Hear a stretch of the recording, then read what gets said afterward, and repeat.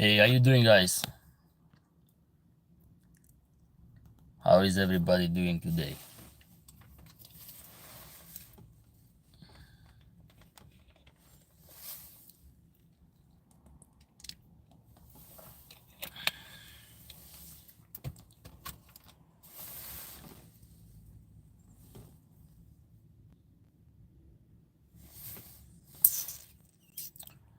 Hello, Drajan. How are you?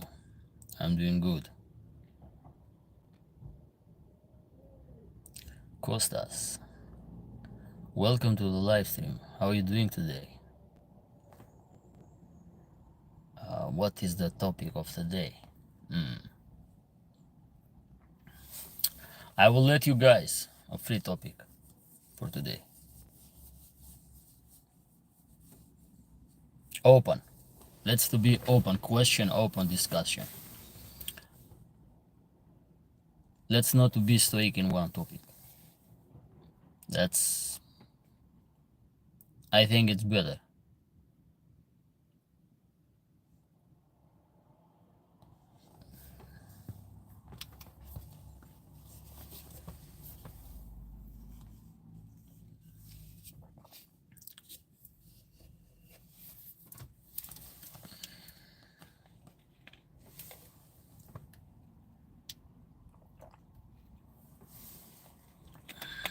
I'm thinking.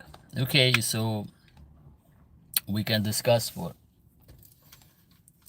a lot of stuff, not just one. If you want, I can pick up one, but let's not to be boring just to talk for one topic. Let's be a little bit more connection with each other.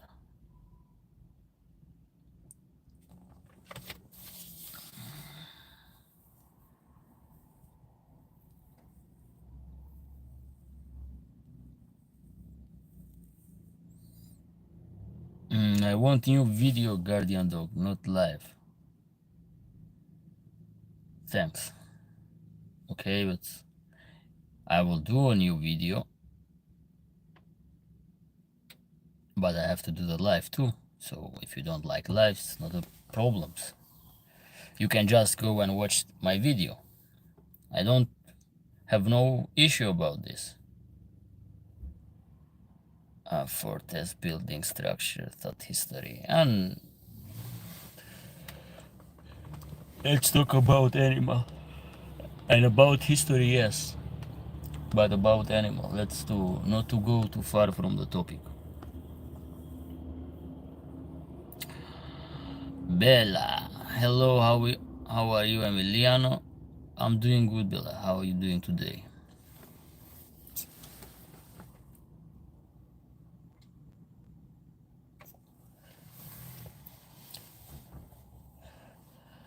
Darius, thanks, brother. I watch all videos.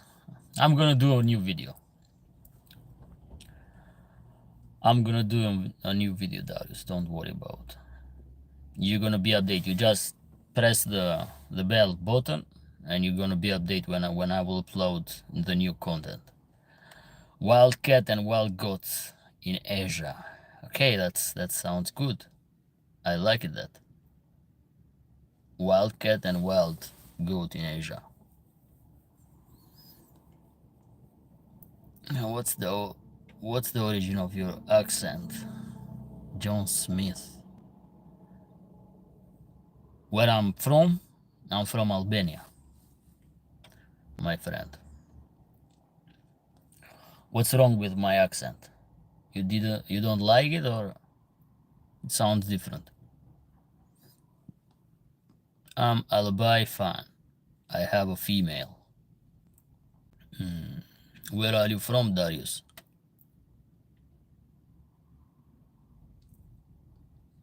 Do you have an Aboriginal Albania, or do you have a Central Asian Shepherd dog, the modern type? Ah, you are from Poland. Okay, I know. Nothing curious. Yes, it's different. I know. I'm not American, John Smith.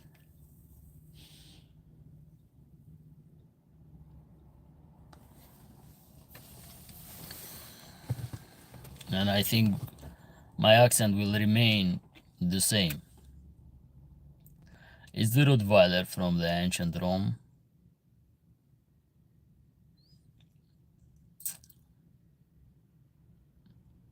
Are you talking about the dog in ancient Rome Empire? Could be descendant, the offspring of what we have, like a Cane Corso, something like that.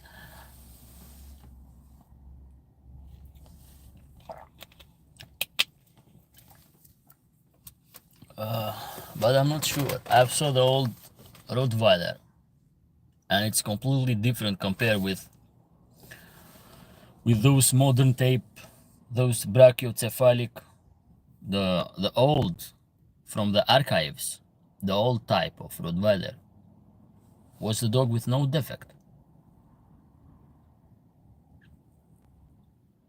A lot think so. And also too, they come to Germany with Romans. I don't know how true it is. Yeah, they pretend it's like this, like a theory. But you have to understand that the Roman Empire took the dog from territory that the Rome conquered. HB Kennel is the best. Oh, Darius, thank you very much for the support. I appreciate you. And Bella say true. Yeah, I appreciate you too. I appreciate guys for the support, for the vibe, for everything. I really appreciate. But let's talk a little bit about the Roman Empire. So what did the Roman Empire was after the Macedonian Empire come the Rome. And the Rome took everything from those territories which used to be the Macedonian Empire. So nowadays the Balkan territory, some part in Asia. So in those old territory they took the dogs, and they copy paste what happened in those territory. The Colosseum that was in ancient Greece, they built it in Rome. And they used those dogs, the hunting dog, the dog that used for combat, they did like this. The origin of the dog was the dog that they took it from those territories. And after the spread of the Rome in Europe, they spread the culture. It's like this, so there is the interaction between cultures. What's the opinion on Alano dog, or actually working functional boxer? Alano, I like them. If you talk about the Spanish Alano, right? I like Bulldog. I like Bulldog a lot. Even they are cute, especially those cute one, chubby. I like a lot them. They are very funny dogs. They are very cool dogs. If you talk about the real bulldog, like American Pit Bull, Pit Bull Terrier, and the other stuff, for sure I respect the breed, but they are not for everybody. And I don't know, it's good. It's good for guardian. They used to be for hunting dog too. They have those high prey drive. What's the main trait of real Aboriginal primitive livestock dog? The main traits. Okay. You have an archaic livestock guardian dog. What do you mean archaic? Which is give you the similarity to the old-fashioned dogs, like a wolf. The main traits are double hair coat, harsh, which is the main characteristic of the Aboriginal. They have those harsh hair like a wolf. They are dry in the body. They don't show like a tulip. They don't show ruthless in the face. They have a good conform body structure. They don't possess, for example, deformity in the body structure. Most of them, they have like a wolfish appearance. Most of them. They are independent, a lot like a dog. They are smart, they are cautious, they adapt well in difficult situation, which that doesn't require the man present all the time. They're gonna do the job. Those are the main characteristic of Aboriginal mountain dogs. They are the old type.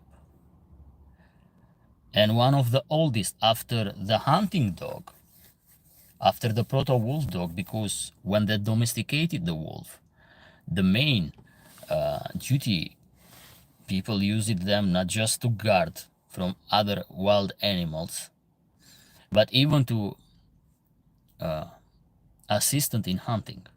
And after that, the livestock guardian dog, or the livestock guardian, is the second oldest profession in the dog.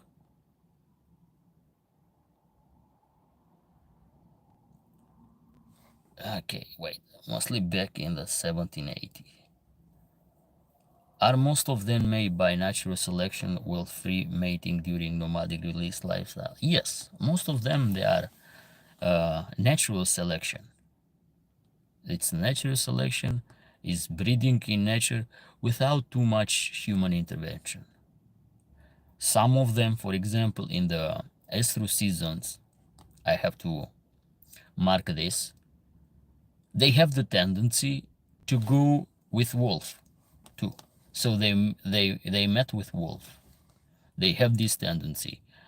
And we have a lot of evidence, thanks God for from the cameras, when livestock guardian dogs go after a female wolf, enjoying with other wolves, or when a female dog, for example, is in heat and a wolf come.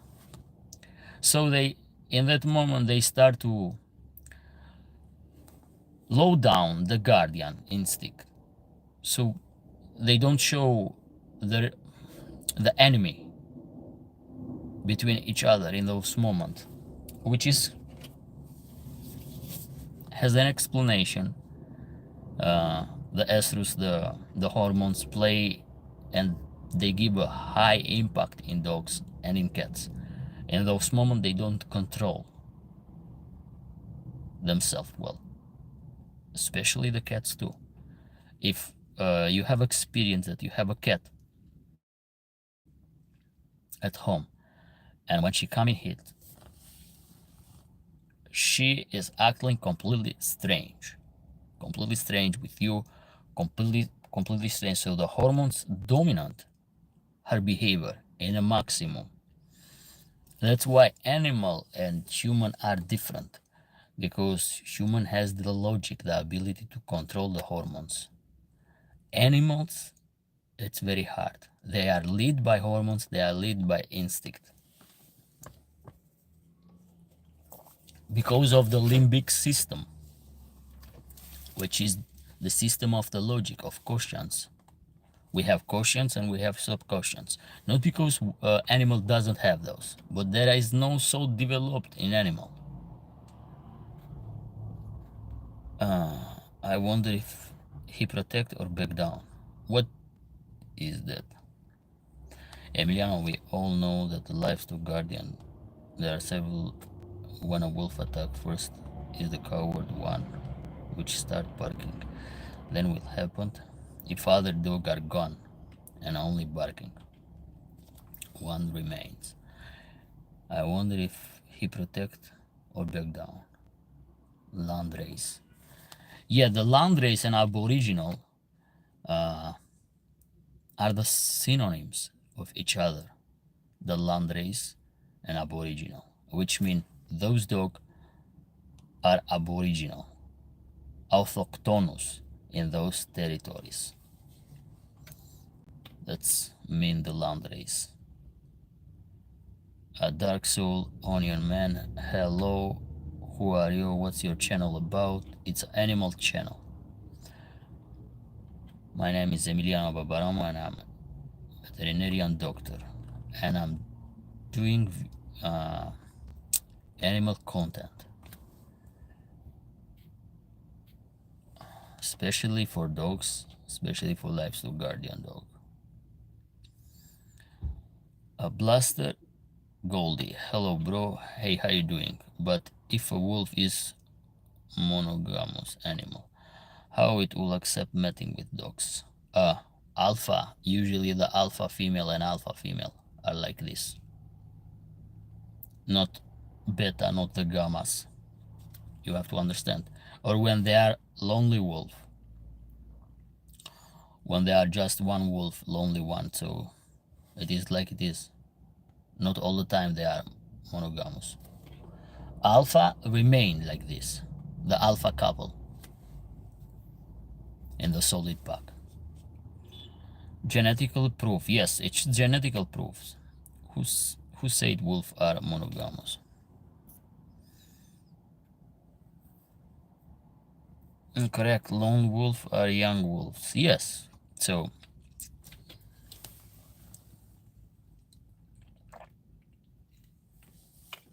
it's like this.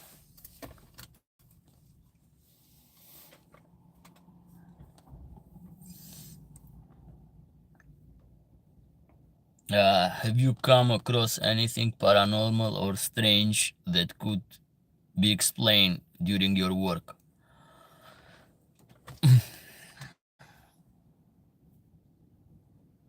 Look,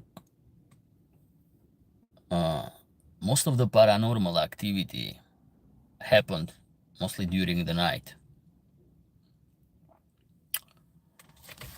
because people or even human, we think that we are one-dimensional being. In fact, we are not. We are multi-dimensional being, because you see the dream, and most of the time to see the paranormal activity could be happen during the night. Those are, and it's very dangerous when you walk at night in the dark place, no light. You have to understand that other beings can be present in that moment. It is like it is. I don't see too much paranormal activity. Other people has saw a lot of paranormal activity.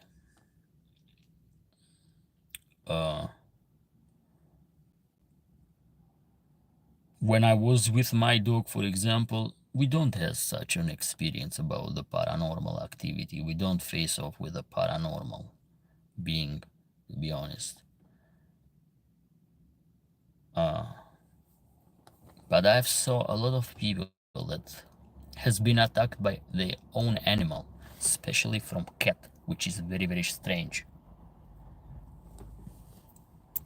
And when you have been attacked or interact, for example, with another being that you cannot feel it like this, the animal can see, and the animal start to attack the owner. There are many videos about this strange behavior that cat reacts so aggressively with the owner. So aggressively with the owner. When the cat cannot control herself, you see that the cat, it's hyper aggressive, attack the owner. It happened many times. Sometimes the dog bark on you. Your own dog start to bark and show aggression on you. We should not misunderstand the hyper aggressive dogs with dogs that get aggression or get caution in that moment. Be worried. It's a different kind of bark. It happened in some people, and those people after this kind of behavior and getting known, being in contact with people at which they help them and say that, Hey, you have been in contact with this, with Kostos, with this spiritus, with this and that. So you have to understand that we are not alone in this world. We are not alone. But mind must be very strong, because the fear, it's one reason that open the portal and make you feel weak in this moment. Fear one, the bad thoughts two, the negative thoughts give you that, predispose you to be under attack, especially the fear. I suggest, for example, don't, even those horror movie, don't feed your brain, your conscience with those horror movie. You don't need it that. Even the video that I did it for education purpose. You can watch one time and that's it. Don't feed yourself with those stuff. They are real. They are real. They exist. Those beings. You have in Bible and you have in the Quran. Those different dimension beings. So please. So you believe in God, right? I believe in God too. The God is present every time, everywhere. Because of this electromagnetic field, energy, it's all the time energy.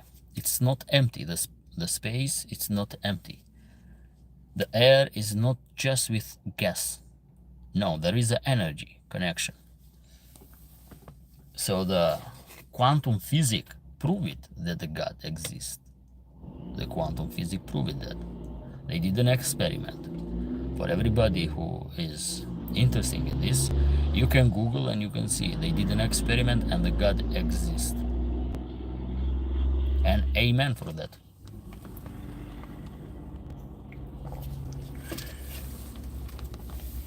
Okay, hold on a second. So official breed like Sharplanina, Tornia, Kanga, Lullaby are all the base selection version of primitive Aboriginal livestock guardian dog, which is a similar in genotype all around. Yes, they are selection of those. Selection from Aboriginal one. If you go back in the archives, how the dogs looks in a mountain of Shar, you're gonna see that they were archaic type dog. Not like a fabric one standard, one length of hair. You're gonna see that was a polymorphism between them.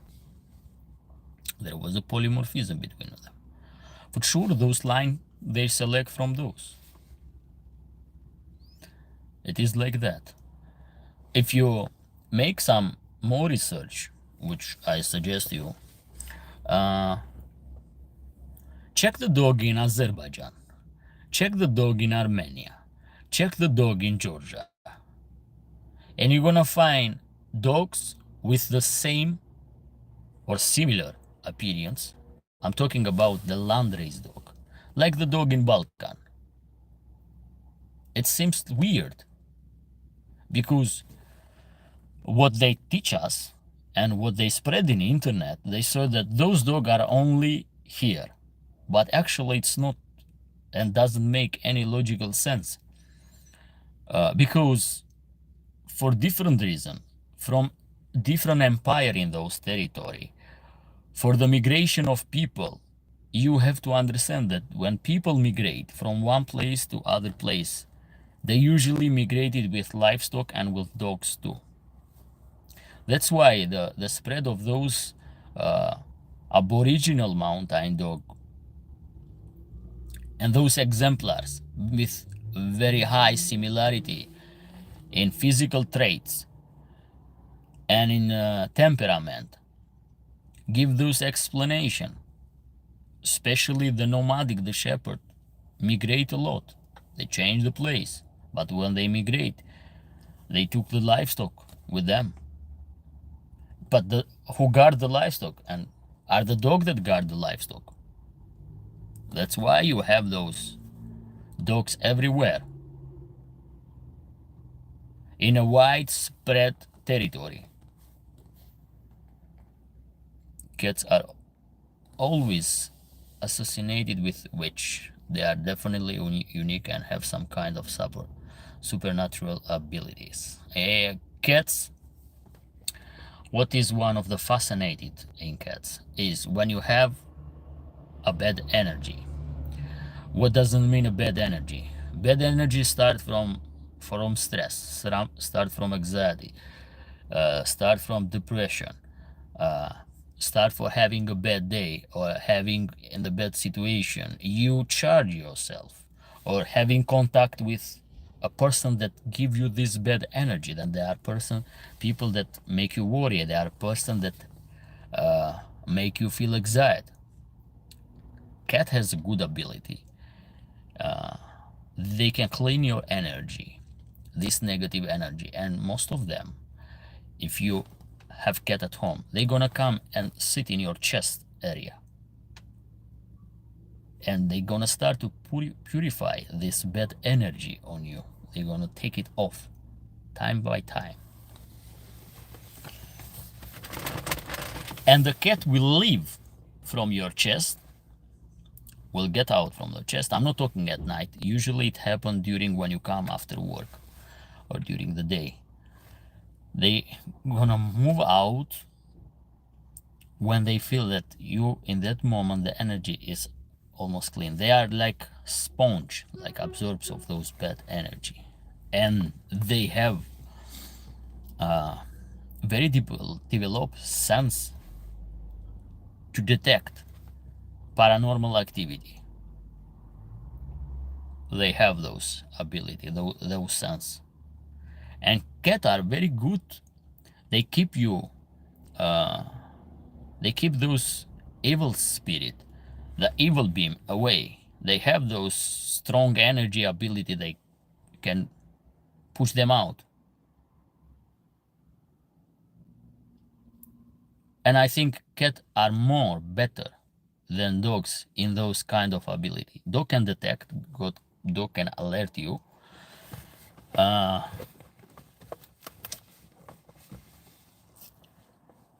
But cat can keep them away better. In what I have saw.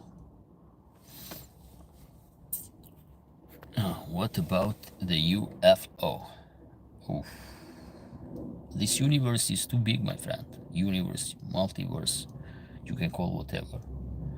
It's huge. All the theories actually exist. In fact, all the theory that they are present in movie, trust me, they are not just theory. So it's the time that we don't know where is the separation between a fiction and non-fiction. It's this time, and you guys, you can feel. And you can feel that the vibration and the knowledge start to increase time after time. People start to be more aware.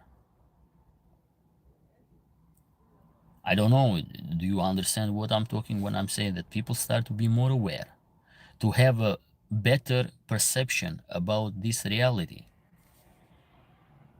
This reality which we call like it's just the 3D, because our sensor, I think they are too much limited. But people start to wake up. People start to wake up. People start to connect more with the God. Honestly, people start to connect more with the God. And the people that they are not ready, they cannot read, and they cannot have the ability to make difference between good and bad. And the people that has no ability to value the things, they're gonna go in a self-destruction. They're gonna go in self-sabotage because they don't match.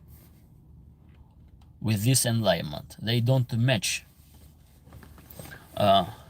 with these higher frequencies. They just remained in those dark parts of themselves, which they feel maybe, I'm gonna say, comfortable.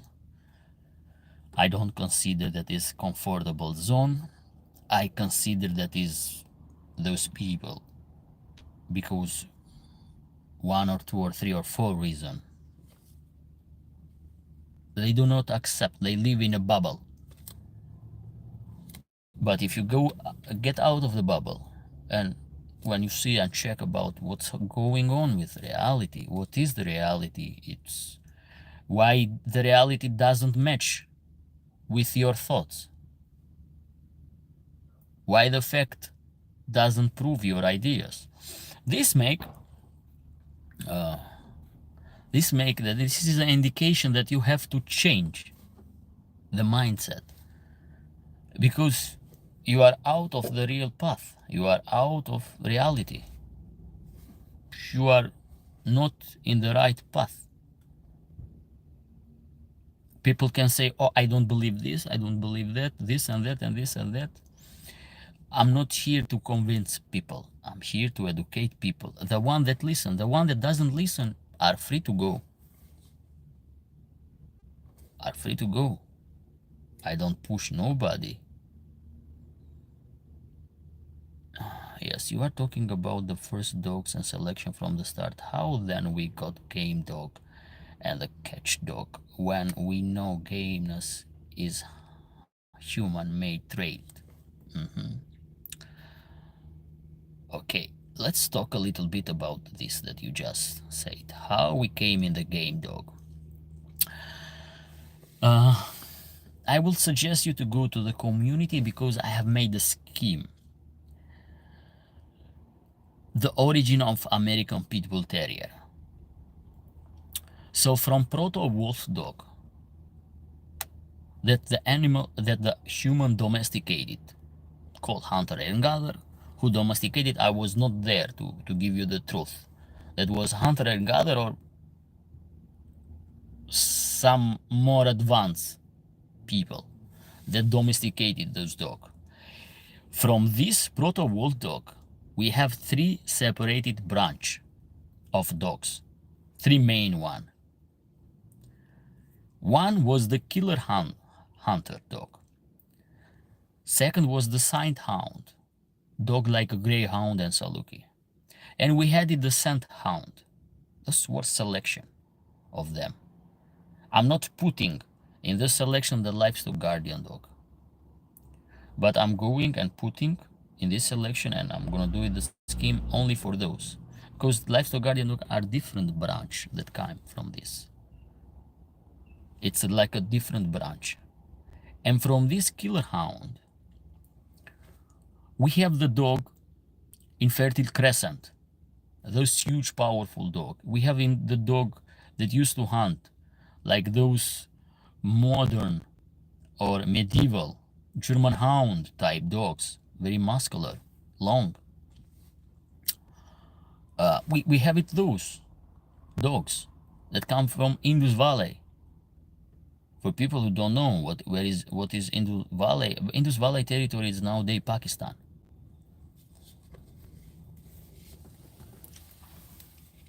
But it's the territory in the valley of the Indus River.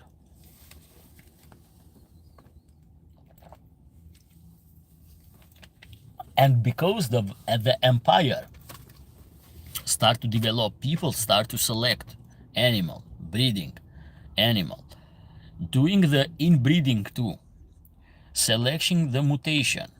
And from this type of dog, from the killer hound, they come like a mastiff and the bulldogs.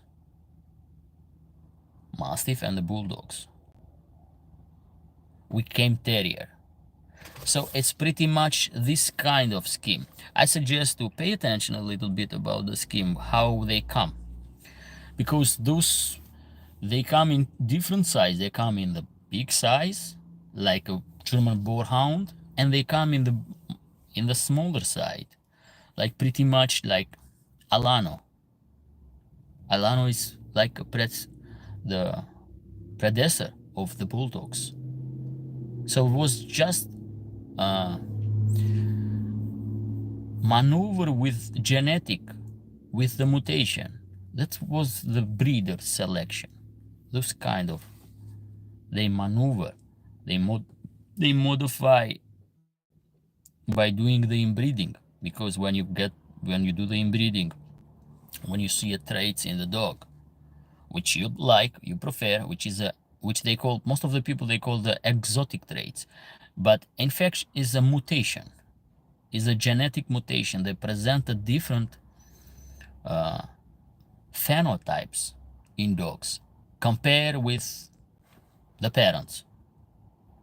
And what they do, they took, for example, brother and sister, and they mix it together, and those give them a higher chance to select this exotic phenotype.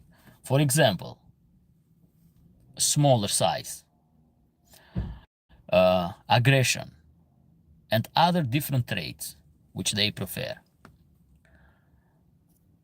I love Doberman.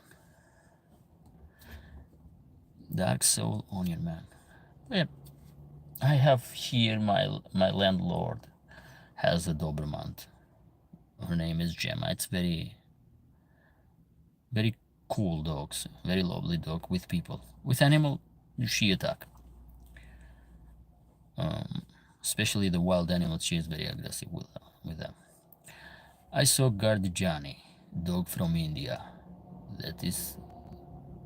Thought this is a Bulgaria of Charka, Karachan or similar. Gardijani is not from India. It's from Iran territory. So they call them Gardijani. Yes, I've saw dogs similar like Gardijani in Bulgaria too. That's true. I saw those kind of traits of dog. Yes, Gardijani dog is amazing type of dog, but some of them are different in some way, like Tonjak and Karakachan are more piebald color dog. Dog in Turkey are more fawn yellowish dog. I love hearing wisdom from a different perspective. Thanks. _ You are new to this live stream. You can support me by subscribe to my channel and give a little bit of like, guys. So let's invite more people. Well, I'm gonna tell you something. Wisdom has the tendency to be, oh, now I can see the like, the hearts. Well, I never saw the hearts, guys. Let's see how many hearts I will get. This is the first time that I see hearts in the live stream. I don't know what's wrong with the live stream. The wisdom has the tendency from the majority of people to be misunderstood, and people that has knowledge have the tendency from the majority to be very misunderstood and to start to doesn't like you. When you tell the truth, they will not like you. When you criticize them, they will not like you. So you have to be a little bit cautious with who you are talking about. It's very important. I don't know what's happened, because I think that people cannot accept the reality, that people cannot accept the truth. Evolution. My Macedonian gangsters say you are wise and interesting to listen. Today people rarely make live stream on YouTube because most of them are in TikTok. I can do in the TikTok too. I just don't see too much reliable the TikTok. I'm not telling that the YouTube is more reliable, but I have built this audience for years. I have a TikTok account, and but why not? If you guys wanted to do it at least one per week in TikTok, if you guys have TikTok, you can join. We can do lives together talking about dogs, etc., etc. So I don't have no problems about this. I just seems that YouTube, it's a little bit more reliable. It's not a perfect, to say it's a perfect platform. No, it has some good and some downside, which in my logic I can see that can be, it is the room for progress. I'm all the time optimistic, and there is all the time the rooms to progress. Yes, gangster, I saw the same as you, mate. Bulgarian type Saluki, we lose. Only Karakachan and Hunter Dog, Barak and Gooch left. No more hounds for us, so sad. But why you lose those? Sight hound? For what reason? Yes, Mitko, there are old image of the greyhound around here in the Balkan when they ban it hunting with a bird and sight hound. But you have to understand, for example, the dog of Alexander the Great. If you see in the sculpture, I don't know, it's made by the Rome civilization, but the dog, the Alexander the Great is in the horse, and the dog that he has, I don't know, is this the Molossian? Because the anatomy of the dog, the appearance of the dog, anatomical structure, the dog is a sight hound, is not a livestock guardian dog. And many people has made a lot of mistake, which honestly I do not like it at all. When they make selection in the history book and they talk about those dogs, that was the livestock guardian dog, with all the respect and the love that I have for a livestock guardian dog. The livestock guardian dog are territorial dogs, are the dog that most of the time they work in pack,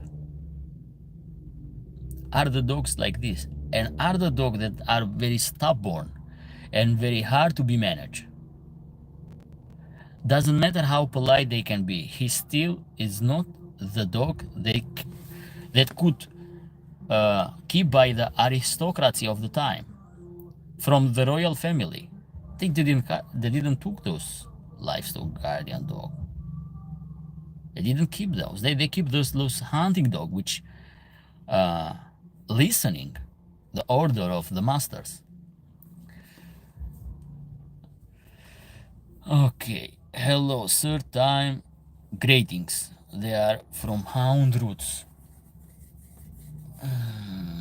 I always give like and heart. Bella, you can give a little bit more like and heart. I know that your finger will be a little bit.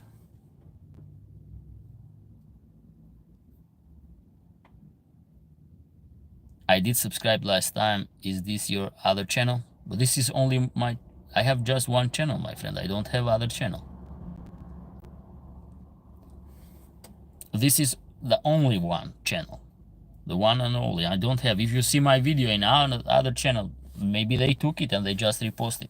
But I'm gonna not just release the hunting dog to find who took my video and what. If I find, for example, that they took my video without making any change, because they can took material. They have the right to took material. I'm not stopping nobody. If you took a part of material and you make your own video, it's not a big problem for me. You show your work, it's not material you can take. But not just to copy, for example, 3-minute video or 8-minute video, and you just take it and just repost it to your channel. Doesn't make sense. That's what I'm talking about. But if you take a sequence, a footage, yes, you can do it. Feel free. I don't care about that, because you are like a voice for people. You can do it in your different language. It's like a voice for other people, because I don't speak 100 a foreign language. I speak my mother language, which is an Albanian language, and Albanian is very archaic language. Are 3 from Indo-European language. You have unique language, which is Albanian, the Greek, Georgian, and Armenian. Those are unique. Those are unique language, which doesn't correlate with other Indo-European language. They are unique. Do they have words from other language? For sure, like every of them. But the basic, the 80% of the language, 50% of those kind of language is solid and it's in own unique.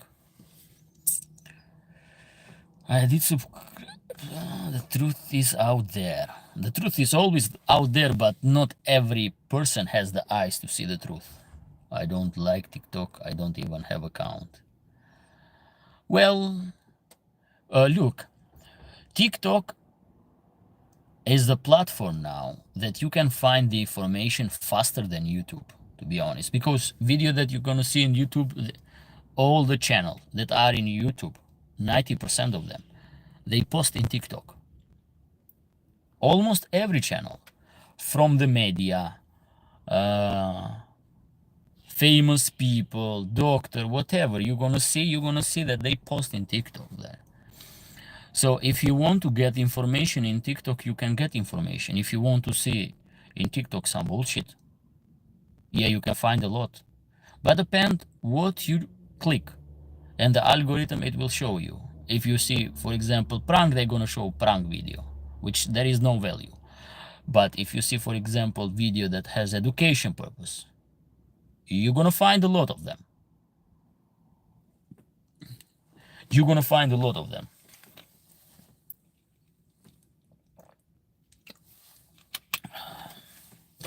Different livestock dog can be different by phenotypes, no different place. Like I said earlier, I told you using proof of Karacan dog and Turkish Kangal dog, which are more slender, short coat. But my friend, there are Turkish dog in different area of Turkish that there have similarity with these Karakachan dogs. There is a Karadeniz, for example, or the Black Sea dogs. Because remember, Bulgaria is neighbor with Turkey, so you cannot make those cut of the different, because the border are for business, for a lot of stuff, but shepherd met each other. So you have to understand this. If I suggest you to make some more deep research, and you're gonna see dogs that are very similar to Karagachan. And I think I have a video for the Bulgarian mountain shepherd dog at the archive. So there are black and white picture. I think I have from archive from the First World War One. The First World War. Yeah, I have. I've saw how those dogs looks like. And for example, it's very similar to dog in the Shar Mountain. And you're gonna say, why? Because the Thracian. If you talk about the Thracian, if I pronounce well, what we call in our language Thracian people, they were in this territory. The Bulgaria was in that border. So, I don't know, honestly. And the Bulgaria is like a bridge between the Caucasian area. Between the Caucasian area and to the Balkan. It's like a bridge. It's like a bridge.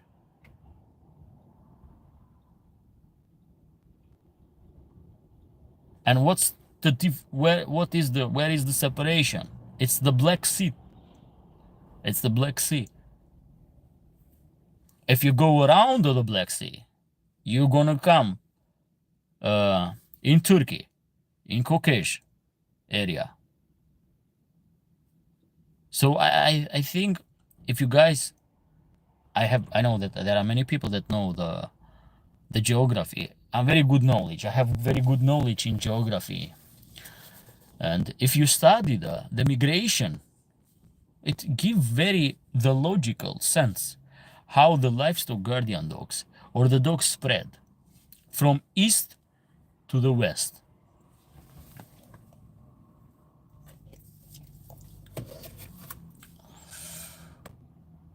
Okay, hold on, I don't want to miss some serious question. For example,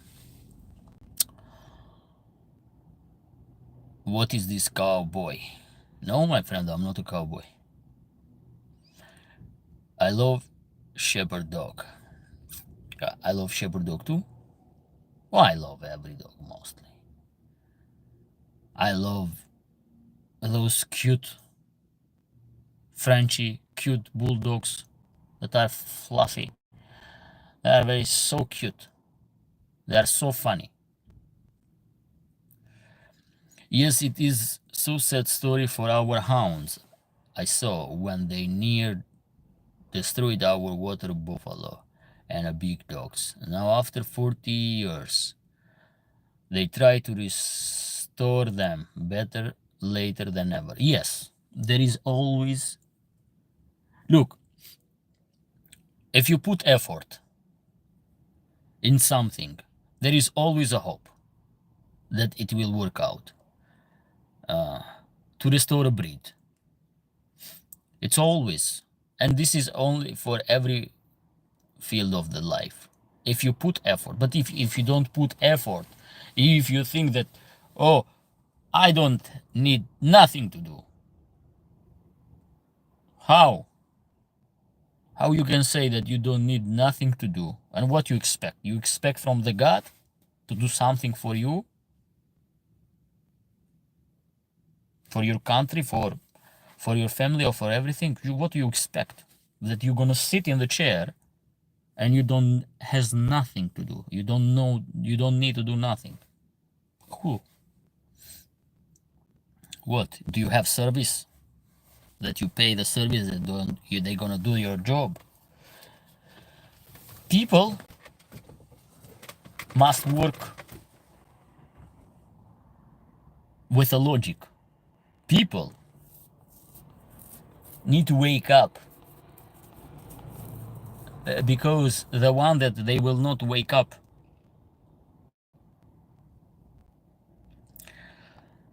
the life will select them. Mark my words. If you don't wake up in the right time, the time will select you, and it will be very hard, much harder that you has to be in the past. The time it will be harder for the people who doesn't wake up. Mark my words.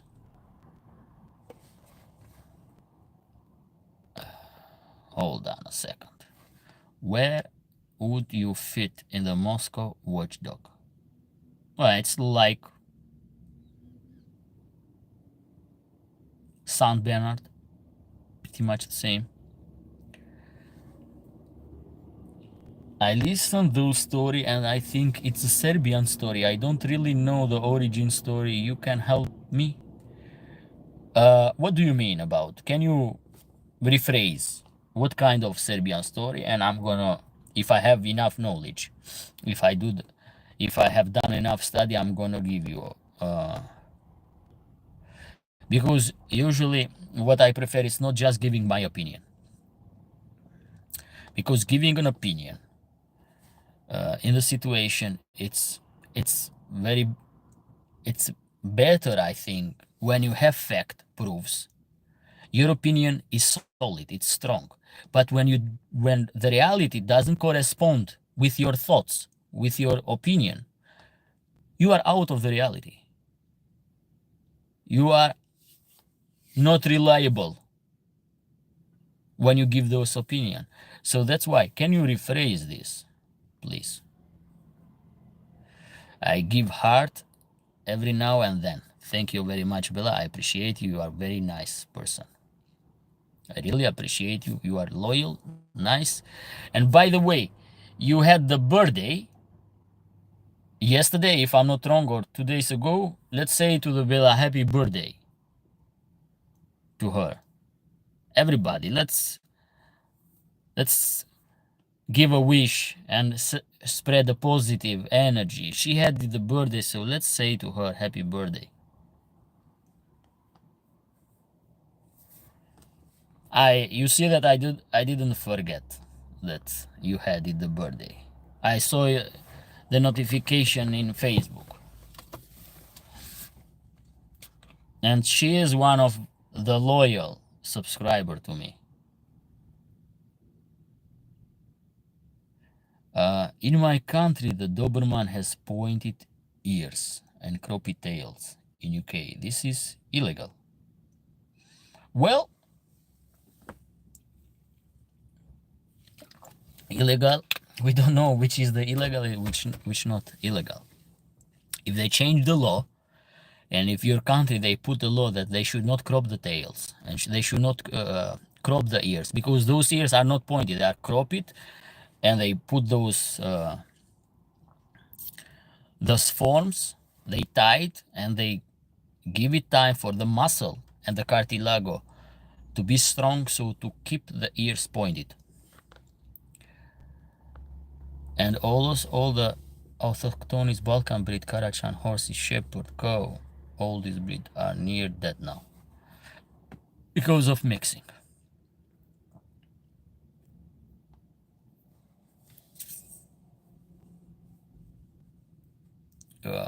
What's your opinion about Malinois and herding type dog using for police work, sport work, etc.? No, Malinois is not for herding dogs. That's my opinion, period. YouTube translate my video in 10 language. What do you mean YouTube translate your video in 10 language? Did you activate automatically or just YouTube did it? Because I know that there are options they can translate the video. TikTok is banned in the country. Karadenis is same. Only color and a bit soft hair. No, Karadenis is not soft hair. Not all of them, but if they are, for example, a mix of them, for sure they're gonna possess and they're gonna show up soft hair. Have you heard or seen Boti Shepherd dog? Yes, I did. All Balkan, I think.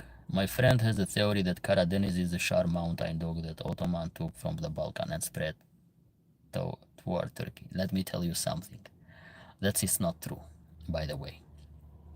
Those genetic possess of the dog, they came from Asia. They didn't come in the opposite side, my friend. This is, I'm gonna say, lack of knowledge and too much patriotism about the Balkan people. Albanian people think the same, that Turkish took, and it's Turkish are the best shepherd, by the way. Turkish are nomad. Shepherd profession is first of nomadic one. They are nomadic people. They are the best shepherd dog. They have the best dogs, period. Give some credit to the Turkish people, to the nomadic people, because they are the real shepherd one. What's the profession of nomads? Please, guys. Why you make it so like, why you give too much patriotic nuance? Why you give those nuances that Turkish took Ottoman Empire? No, they didn't. Those dogs were in their territory before they come in the Balkan. The ancient farmer of Anatolia was in Anatolia, was not in the Balkan. So you understand? Okay, Turkish took it. Georgian took it from us too, because Georgian has the Highlander, which is the same like Sharplaninak. If you talk about the landrace dog, Armenian did the same, North Caucasus did the same. It doesn't make sense for me. Iran did the same, they took it. And how many dogs were in Balkan? How many dogs were in Balkan? Please. And in the Ottoman Empire, they did so much breeding of livestock. That's not true at all. Do you think that the Balkan and the Shar Mountain has so much dog to make it full all the empire? all the Ottoman Empire? Do you really think that one Shar mountain range has so much dogs that can full fit the entire Ottoman Empire with those Highlander? You really think like this?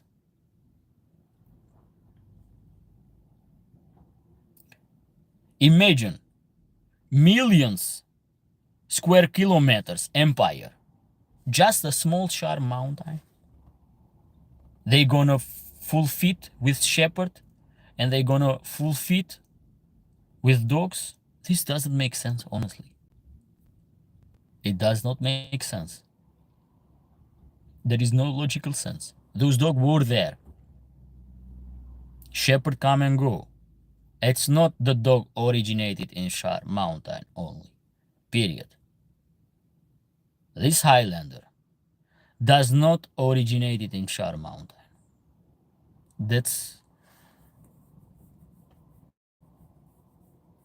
It doesn't, my friend. How you can say it? Those dogs has connection with Tibetan Mastiff in genetic. How you can say that originated from Shar mountain? I don't see logical sense in this. I think that I explained to you, and I think that you're gonna understand that one small territory, one mountain, they cannot feed and supply the huge empire like Ottoman Empire. They cannot supply with dogs. Do you understand? They cannot supply with dogs. They cannot supply Kafkas. They cannot supply Turkey. They cannot supply the Persia. Do you understand? I think that if we use a little bit more logic, because, Balkan for the theory is the best. For the fairy tale is the best. Balkan people. I'm from Balkan. I know the mentality of the Balkan.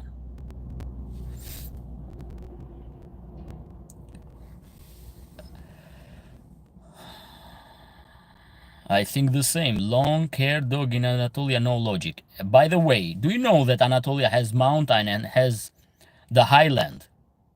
Why you don't think that is? Why you think that those dogs come from Balkan and didn't come from Georgia? Why you don't think that those dogs didn't come from Azerbaijan? Why you don't think so? Why don't think that those dogs come from Kafkas mountain? Prove me. Are you Serbian? No, I'm not Serbian. I'm Albanian. Yesterday, thank you, you congrat me. Yes.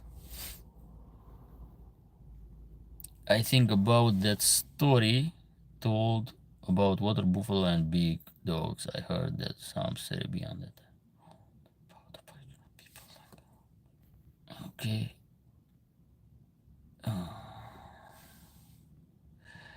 My God, you are such a nice person, Emiliano. But you have the birthday. Why not to share some positive energy?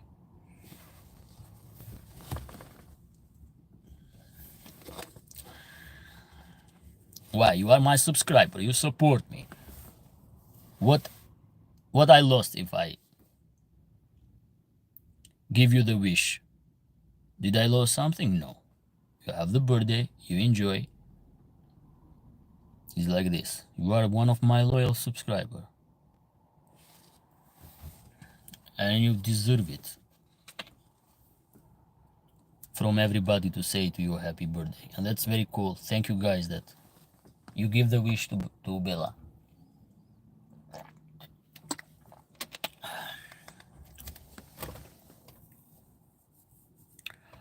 Okay, let's read a little bit because I don't want to miss something. No, in 1990 years in Bratkogovo had many of they destroy almost all in my country. It is doubling. Yes, YouTube wrote to me that they will double in 10 language. Oh, when did they tell you like this? So I speak in my own voice in 10 different languages. You sure? Why I don't see those? Do I have those feature?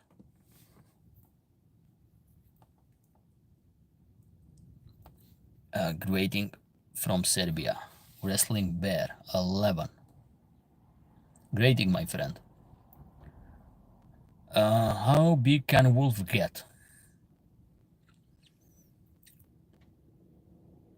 75, 85.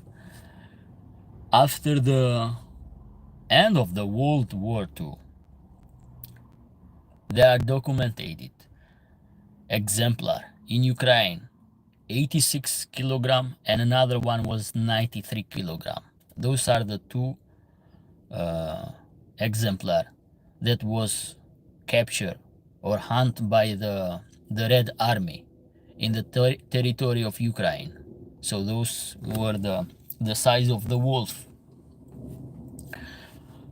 Mackenzie Valley wolf or timber wolf, what they called here, they are huge too, and I think they can go, but it's very rare for those exemplars. So those are exemplars. You have to understand those are exemplar, those are not the average size that you're gonna find in the most of the wolf. So those are exemplar out of the average.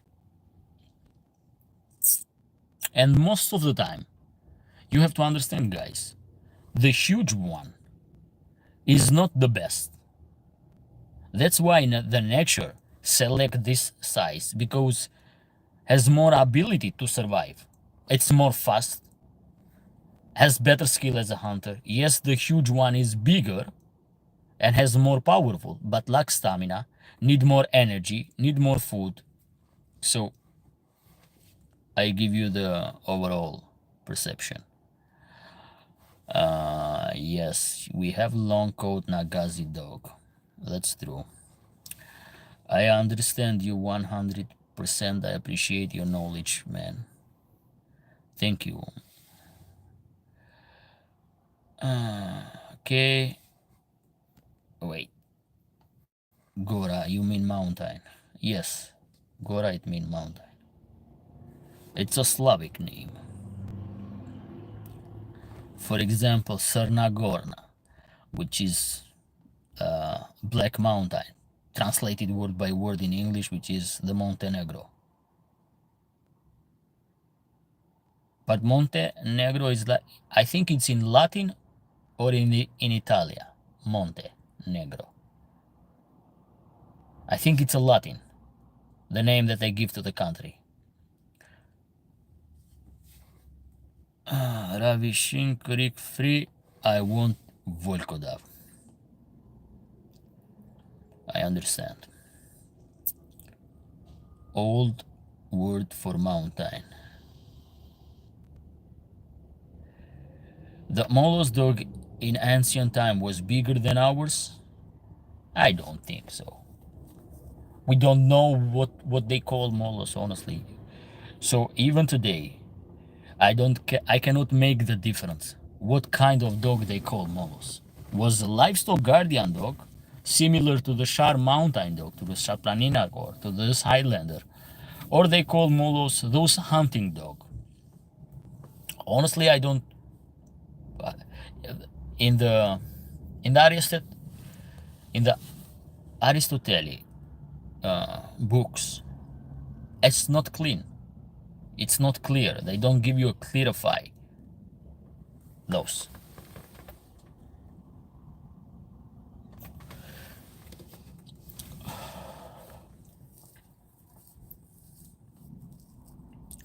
You should have those featured too, and especially if you have subtitles. I think I have, so if you don't mind, can you make me a screenshot when I finish the live stream? Where are those subtitles? Make a screenshot. What are those filtered, and I have to activate those. And maybe that my video it will be in a different language too. People think I'm talking their language and comment in their native language. I always watch your video without subtitles, so I don't know if you have them or not. because you have to press this CC, capture one, which are the subtitles. I think about get a Volkodov too. Bring your dog to Dubai or Abu Dhabi. Yes, we can bring the Volkodov to Abu Dhabi and Dubai. Yes, we can do it this. We can deliver those dogs to Dubai and Abu Dhabi. But it's too hot. You are right, Emiliano, about name of Montenegro. Yes. I told you, I study, in my free time I study stuff. All my life, my hobby was to study, to learn more knowledge. That's my hobby. This is the main hobby of me. Learning, learning, and learning, and learning, and learning. From different type of field.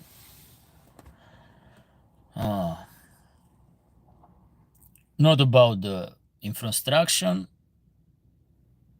I was not interested in that, and I'm not so interested in this infrastructure.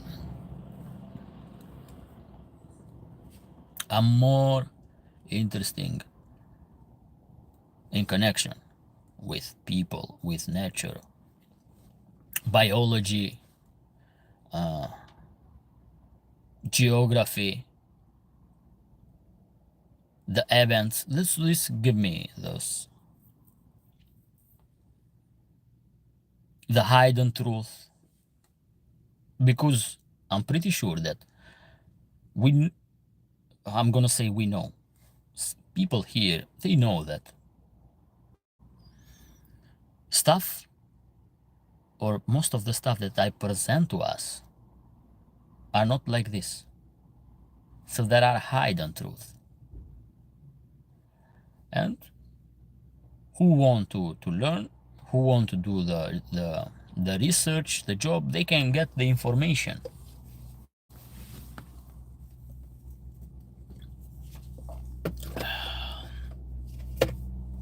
It is a Latin word, and French too. Monte means in accent in French. Yeah, it's a Latin.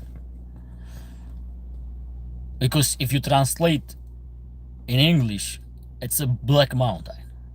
You're gonna call it black mountain. Sarnagorna. For example, after the Byzantine Empire fall, the Serbian kingdom, or I will say like a Serbian, in the time of Stefan Dusan, they conquer the Balkan, and they conquer the Epirus territory too. So they arrive in Epirus territory, and I think the Serbian sit in those Western Balkan for 100 or 200 years. I don't want to make this mistake. And the toponym of the places, 90% or more than 90%, they are in the Slavic language. For example, in Albanian language, they don't have no sense. In our language, they don't have no sense.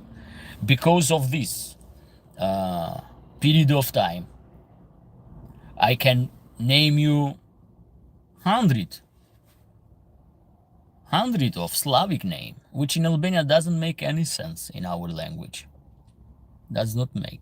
And for example, the new generation of people, they don't know this. Why we have those Slavic toponyms? Why we have places that they doesn't make sense in our language and they are in the Slavic language? There is an explanation. If you study well the history, the Serbian Empire was in the north part of the Greece. They spread too much after the Byzantine fall. That's a reality. And the end of the conquers of the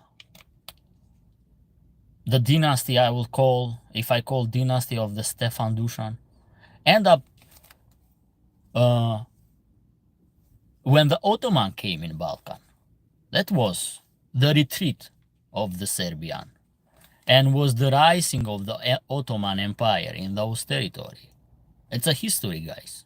You just need to study. You cannot just study only in the books, but you can see that there are video and the historian that bring you the details. If you are lazy to just take the book and read, you can get this information by watching a show, by watching when the historian and they bring you fact. Nowadays, the social media give us, but I'm suggesting you to filter the information too in the same time, or to do the research to prove are those truth or not. It's very important to confirm things, to verify things. Don't trust blind, nothing. I have one phrase: trust and verify. Don't trust blind. Every time that you're gonna trust blind, you're gonna screw. You're gonna get screwed.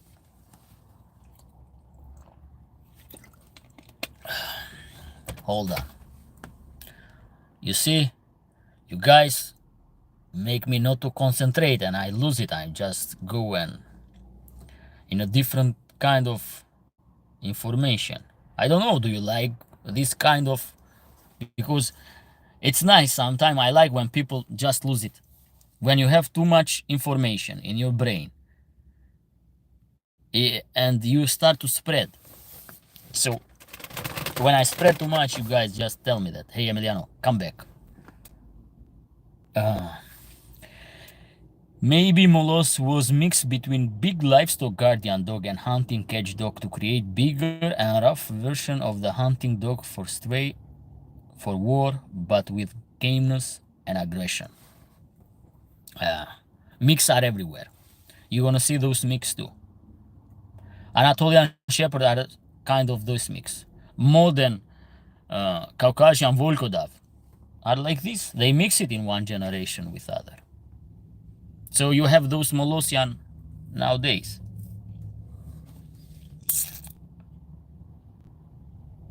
I will report you to the Russian authorities, guns and Mongolias. You gonna report me to the Russian authorities for what? What is this joke? What the hell is this? He gonna report me to the Russian authorities.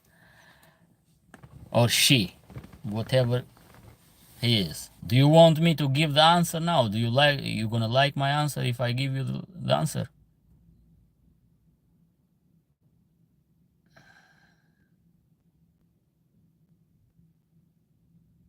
I suggest you and the Russian authority to buy a blade, and after you know what you should do. But buy a blade, please. Buy a blade.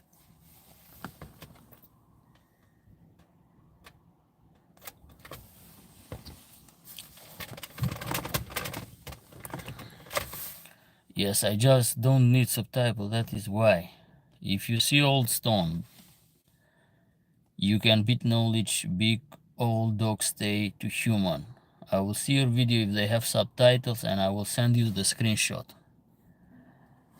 I think Vikings believes dog judge your soul when you die if you cared for it well. It's not judge, it's protection, my friend. Dog that used for protection in afterlife. From which types of dog did big drives, aggression, focus, and tendency to work come from? The dogs like Malinois, German Shepherd, Holland? No, those are the new breeds. In Albania have many Slavic names and toponyms. Yes, it's true. And I explain why it happened. Haha, Serbian never have Bulgarian. It is a big overweight Slavic alphabet is made in Bulgaria for Bulgaria in the beginning. Your live says subtitles are available, Emiliano. Either live Steam does not support or you have to turn it on. You just make some screenshot and send me what kind of feature should I check.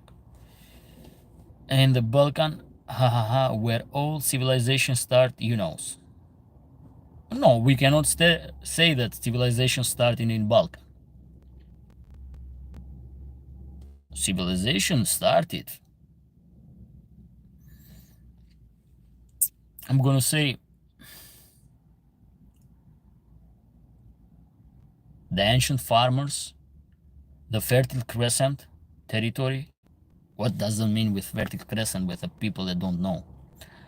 Mesopotamia, Sumerian, Akkad.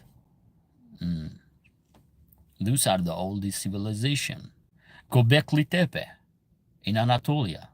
For people who don't know, what is the Göbekli Tepe? I suggest you to Google for Göbekli Tepe and how old is Göbekli Tepe.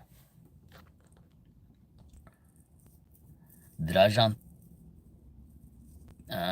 Okay, all Slavic toponym names in Albania. Yes, a lot of them, a lot of them. Village, mostly are in the Slavic one. Village, you have cities in Slavic one.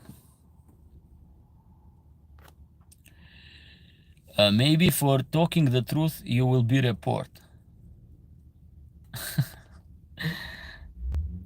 Bella, are you talking about the guy that say that I'm gonna report you to the Russian government?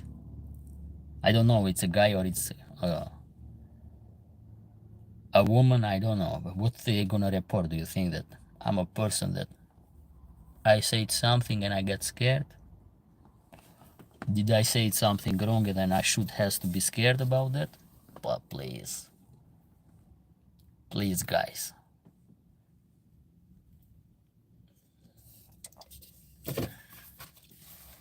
I don't get scared. I have done a lot of brave stuff in my life, trust me.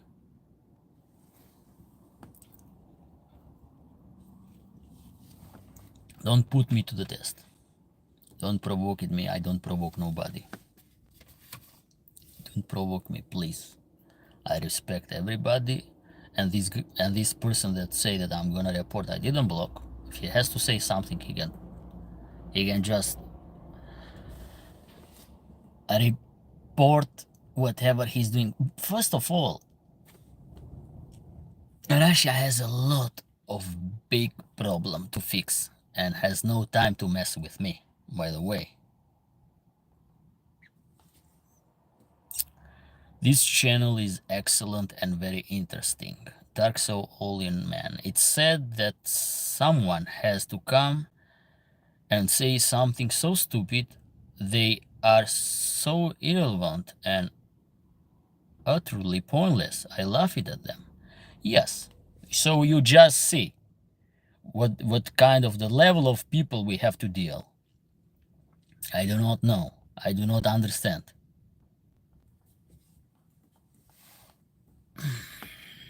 But explain us a little bit about origin of Albanian language and words you told about.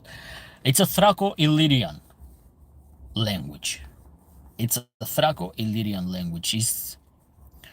That's the origin of Albanian language, a Thraco-Illyrian. It's a Thraco-Illyrian language. So Albanian achieved to heritage the language from the old civilization in Balkan. Because if you talk about the Slavic language is not autochthonous in Balkan. No. Slavic came in Balkan. I don't know in what century.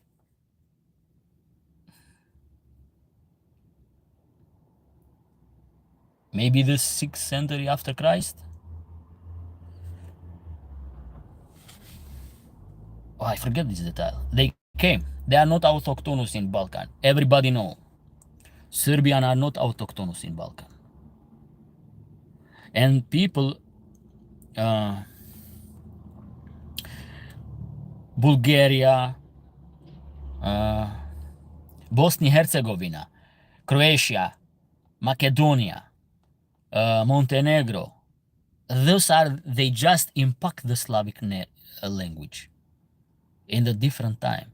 Albanian achieved to collect that, achieved to remain those Slavic, to be not part of our language. Let's to be honest, that's the truth. For people who think that the Slavic are autochthonous in Balkan, no, you are not autochthonous in Balkan. And that's true. You are not autochthonous in Balkan. Everybody knows where they come from. Those old people, but did they mix the population? Yes, the population now is mixed. But to tell the truth, this is the truth. For every person that think that they are autochthonous in Balkan, no. And the Slavic language is new in Balkan. It's not in ancient time. Let's to be truth. Where those Slavic come from Russia. That's the origin of the Slavic, not the Balkan. And there are two language in Balkan, two unique language in Balkan. The Greek language and the Albanian language. All the Balkans speak Slavic.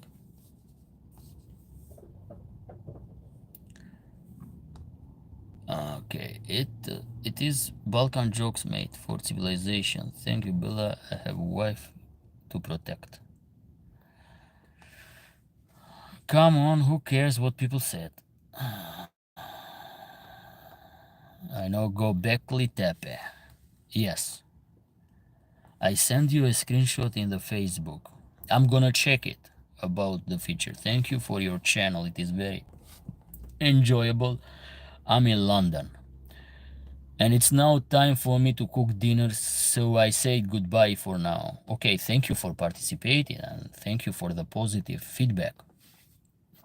You are free to go. Okay. I think you didn't understand my question about working herder type. I was asking which was the original landrace dog type Mal's or German Shepherd come from. The German Shepherd is before the Malinois. 6th century, yes. Yes, Slavic came in Balkan in the 6th century. So imagine how long I have done the history. And I didn't touch too much that. Slavic came in the 3rd, 6th, 7th century, but only 50%. But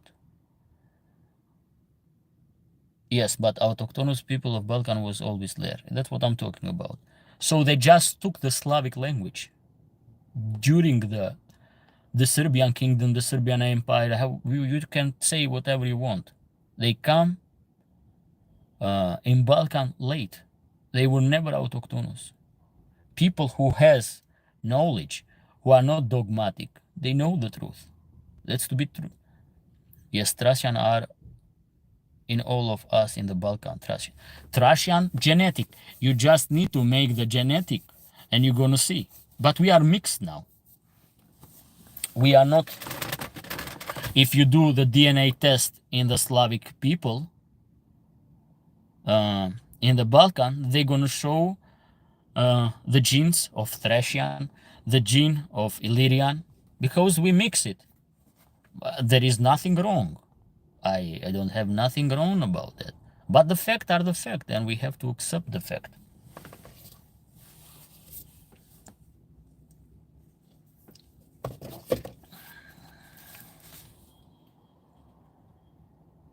But we are come from someone DNA, yes. The DNA is mixed. The DNA is mixed. It's mixed. We are not pure. To say that we are the completely 100% Illyrian or 100% Thracian, or 100% Dalmatian. No, we mixed. We are mixed. And the Balkan territory was conquered all the time. was being conquered by empires in a different period of time. 12 main haplogroups. Yes, you're right.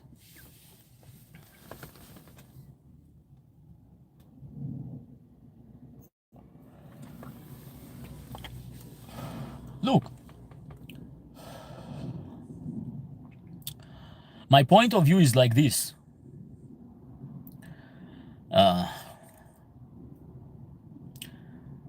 The Balkan people should live in peace. The Balkan people should collaborate each other and should not have hate, because let's tell the truth, we have the same culture. The same culture, like it or not. We all, for example, drink rakia.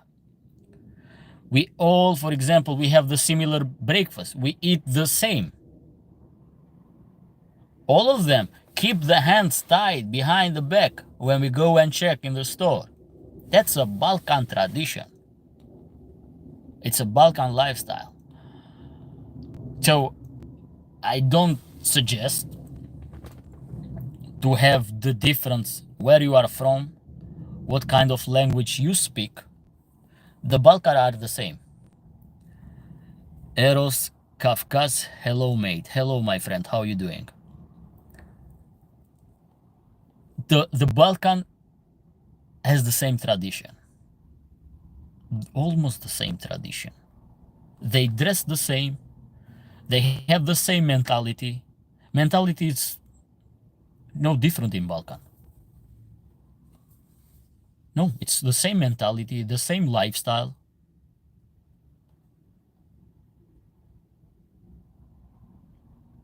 Eros Kafkas, welcome to the live stream, my friend.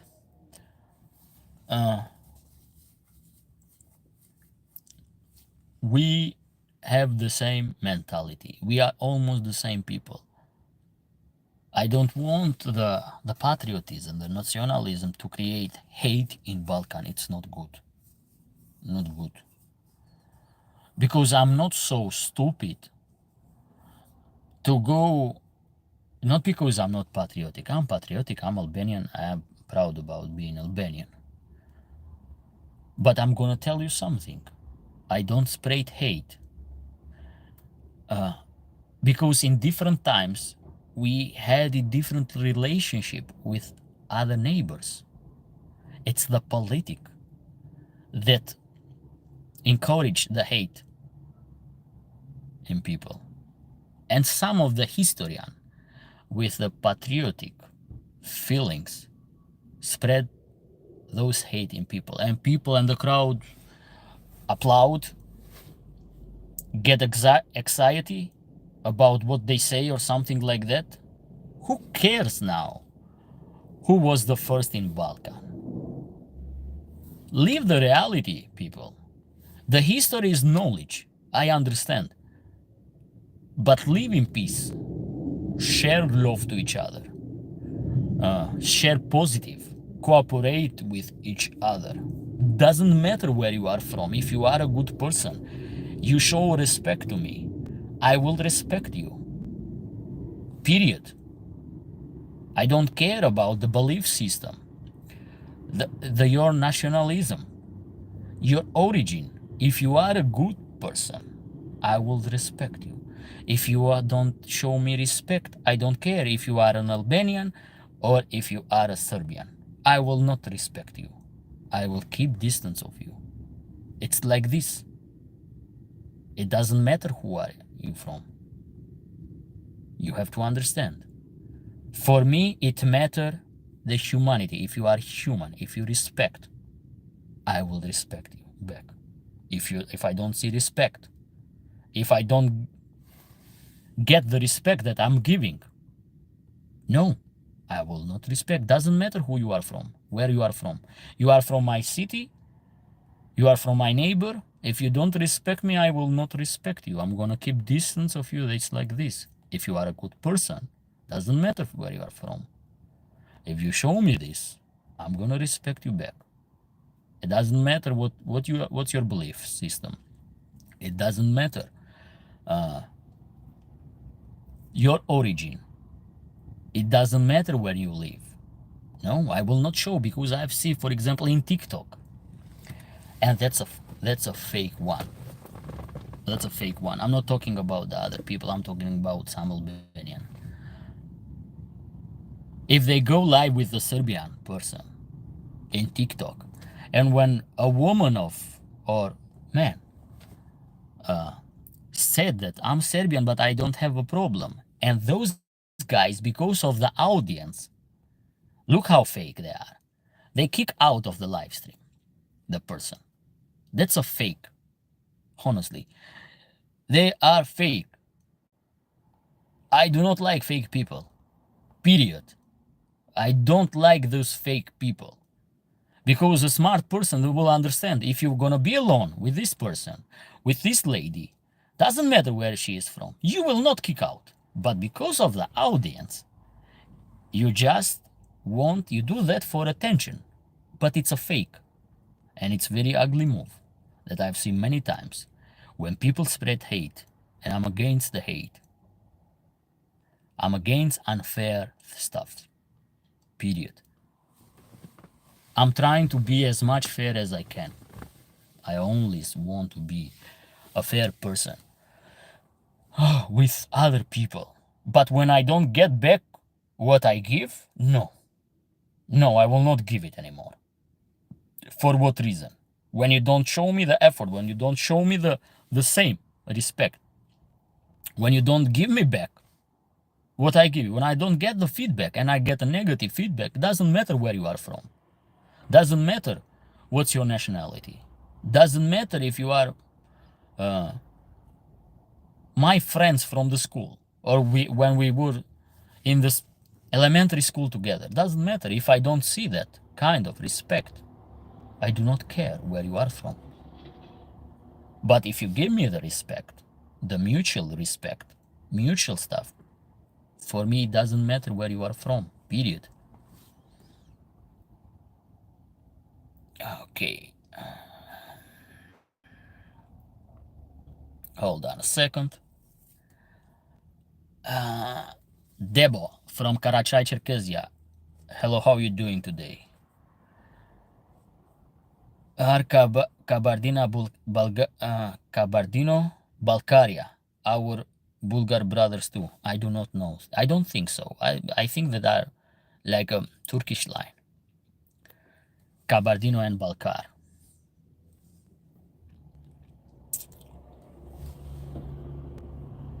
Luis Gonzalez.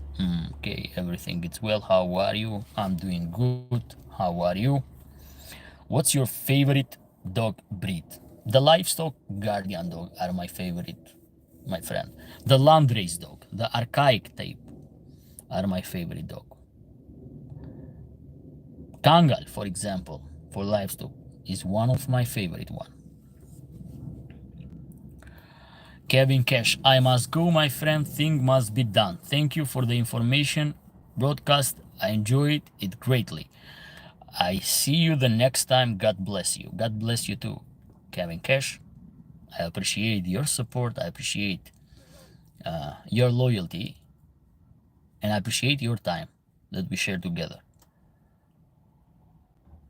Eros Kafkas, which country you are from? I think this guy is from Georgia.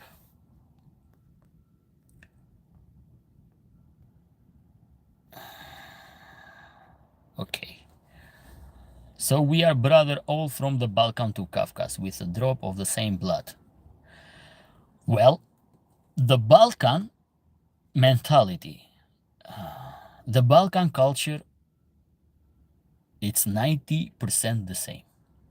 I will not give you more high percentage, but the percentage of how we behave, our temperament, how we dress, how we talk, how we approach, in general, it's 90% the same. Go in Macedonia, come in Albania, go in Kosovo, go in Montenegro, go in Serbia, go in Croatia, it's almost the same.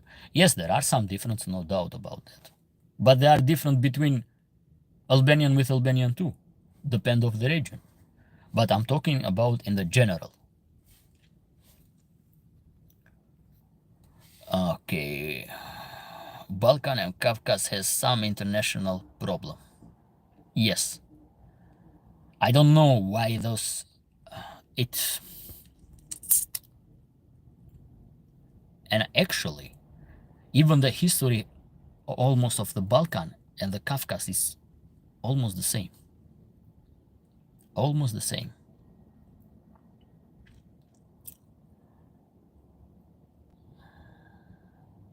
It's almost the same. If you remember two wars, the Chechenian Russian war and the war Yugoslavia or Serbia, I'm gonna say, with Kosovo and with Bosnia and Herzegovina. Very similar stuff. And happening almost in the same moment. Almost happened in the same moment. Two-front war. And I'm positive sure that there is a correlation of the culture and the history that start to repeat it, which is weird, which my knowledge, it's not enough to give the explanation. But nothing in this world, guys, is coincidence. I do not believe in coincidence. Remember this, nothing in this world is coincidence. Nothing happened randomly. No.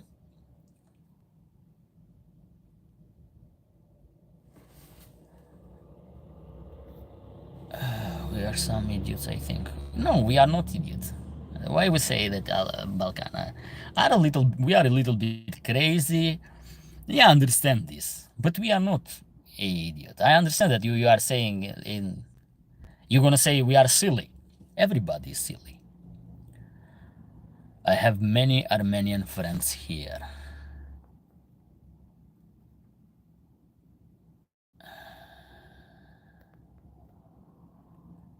Well, I don't have no Armenian friends.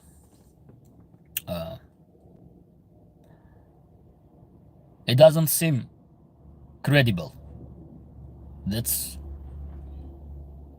Are not credible. Not the one that I have known, they are not credible at all. They are sneaky person. I don't know, I don't want to judge all of them, but the one that I know, they are very sneaky one. I don't know. I'm gonna ask the guy from Karachay, Cherkessia, what your opinion about Armenian? Because I don't have, they are not people of the words. The guys that I have known, they are sneaky, they throw the stone and they hide the hand. That's my opinion. Basic on my experience. Hi, greeting from the Cape Town, South Africa. Tell us about Malak dog, my good man. Oh, Neil Jacobs. So you are interested to talk about the Malakli, those huge mastiff from Anatolia. Well, it's good guardian dog for the close territory. If you want such a dog, and you can use to guard in the Cape Town, in South Africa, which the crime rate is high, you can do it. You can keep some Boer or Malakli dogs. It's believed that the Malakli came from the dog of Sumerian, like Pajdar one. I'm not so sure about that. I needed a DNA test to confirm, because exists another theory about how to say, between the English Mastiff in the time of two empire, was a British Empire and the Ottoman Empire, and they had it trading relationship with them. And I'm not sure this Malakli phenotype came from them or were before. Both of them can be true. Both of them can be true. From the Sumerian civilization, the old blood,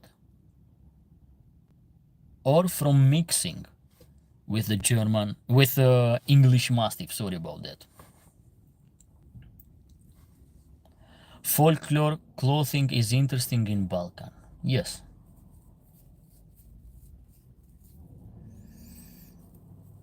It is the same from 1,000 years. Neil Jacob on Cape Town is so beautiful and interesting. I have a friend here. This is the war of East and West religion and so on, but this came from rulers, not from people. I'm sarcastic a bit, sorry.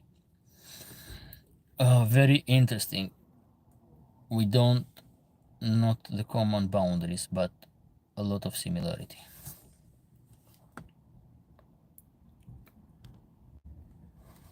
Okay. Guys, be careful with comments and the language that you are using, because it will be filtered, by the way, for software.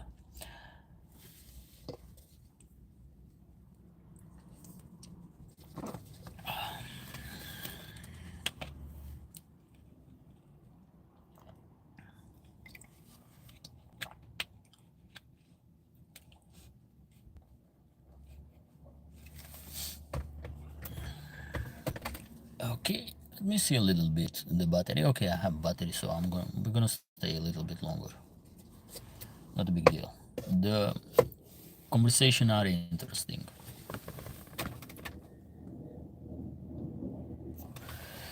And it's good when we spread positive message, because we understand dog are dogs, but we need no. Actually, there are less Armenian in Armenia than their country in our countries, like Jewish. Yeah, I know that there are plenty of them in Caucasus. I had the bad experience with them. My friend has the bad experience with them too. My partner in Caucasus. We have a bad taste from them. And by the way, the MMA fighter, you see, he gave up.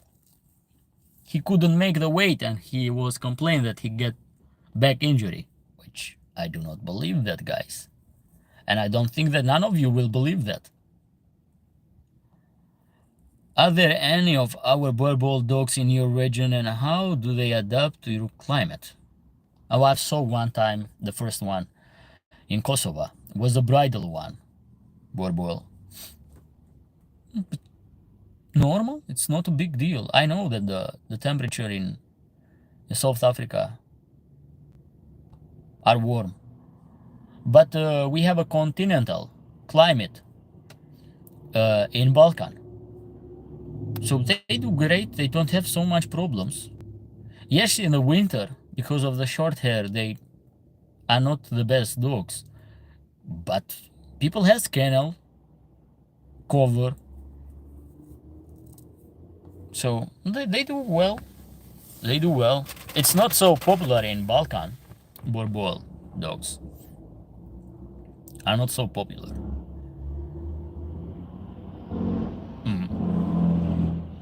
What are the reason? Because we have other different dogs, and it's like an exotic for the Balkan. It's not so much popular. Now many years normal lives Malak. How many years? Depends. The huge dog doesn't live so much. Some people say like a 10, 12, 15. But huge dog has less or short lifespan like than smaller breed. So you have to understand this. They have short lifespan. I believe him. By the way, some said I'm naive. I don't know why they say that. What do you mean? Naive? Look, every person can be a little bit naive, but you should not be too much naive, because naivety make you vulnerable of attack. make you vulnerable of getting hurt, make you vulnerable to put yourself in the dangerous. That naivety.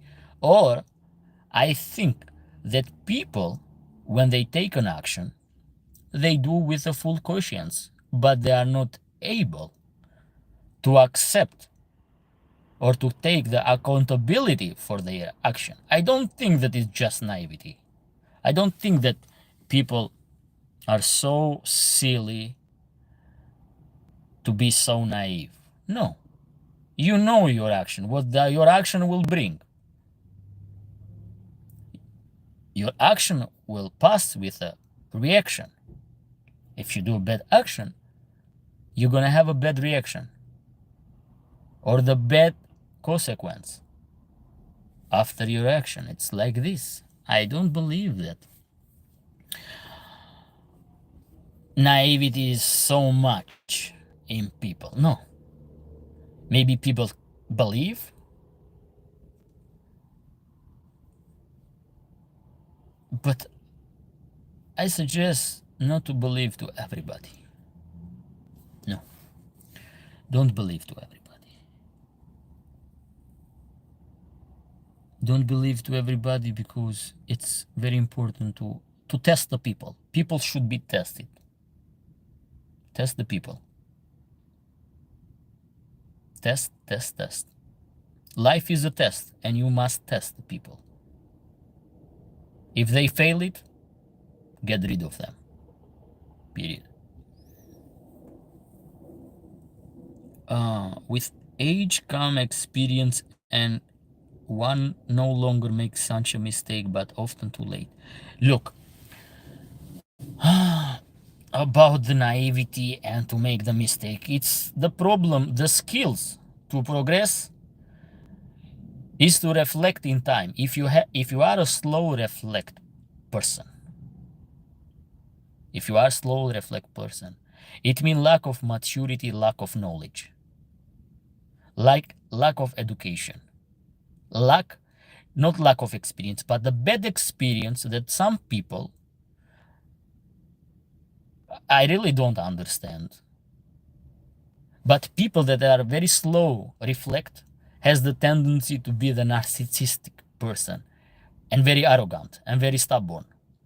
People who are like that are led by the sick ego, sick pride that they don't have nothing to show to be pride.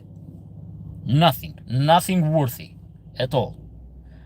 Those people with those slow reflection in their mistake, in their action, are failed for themselves, for society, for family. Period. Do you agree with me? I want the feedback about this statement that I did. Do you know about the Balkan Caucasian race?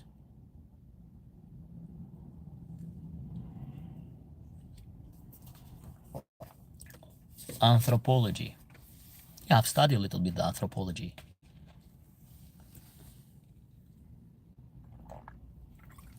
No, it's so deep. I've made some research in the mitochondrial DNA test.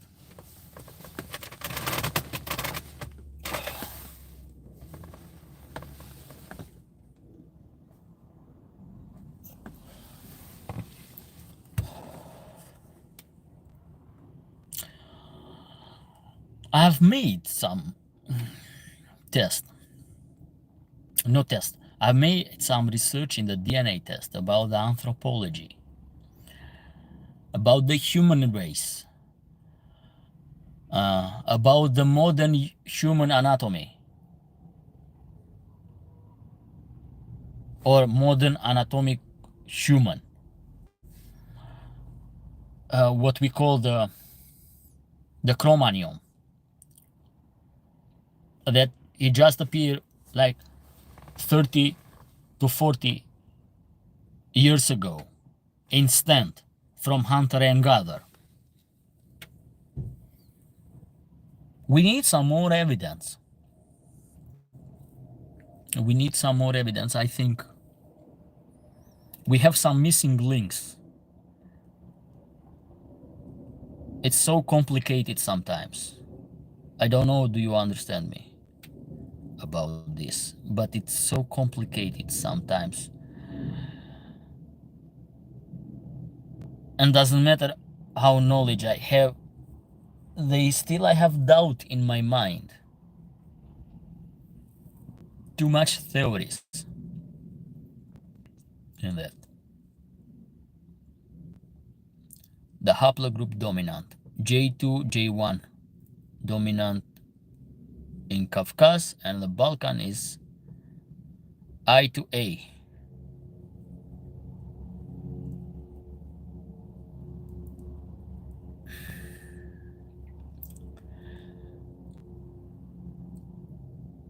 Well, the most part of Caucasus, if we split the Caucasus, Ingush, Chechen, Dagestan, we have the root from the Fertile Crescent and the Avar, which are the Dagestani people from the Iran. The other part, the Kabardin and Balkar, Karachaya and Cherkess, and those other people, they come, it's like a proto-Turkish or the Turkish branch.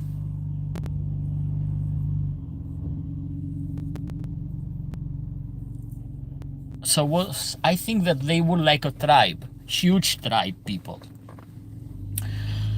Same blood. Same culture. Same traditional. Which they migrate in this territory.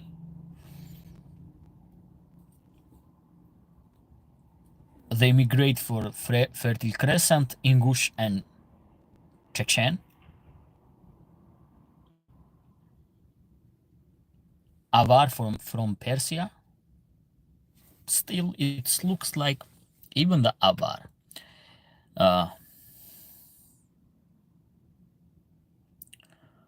So if you go and check the timeline of the empires in this territory of Fertile Crescent, if we go the Akkad, the Sumerian, Akkad, Assyrian Empire,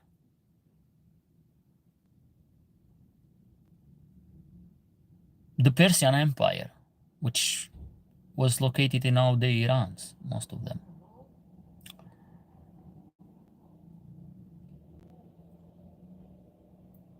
Still, it's not need more evidence. So those group of people, the three North Caucasian republics, Dagestan, Chechen, Ingush, if I miss it one, in the eastern part. In Herzegovina, Montenegro, and Serbia are 20 to 30% males, 193 centimeter.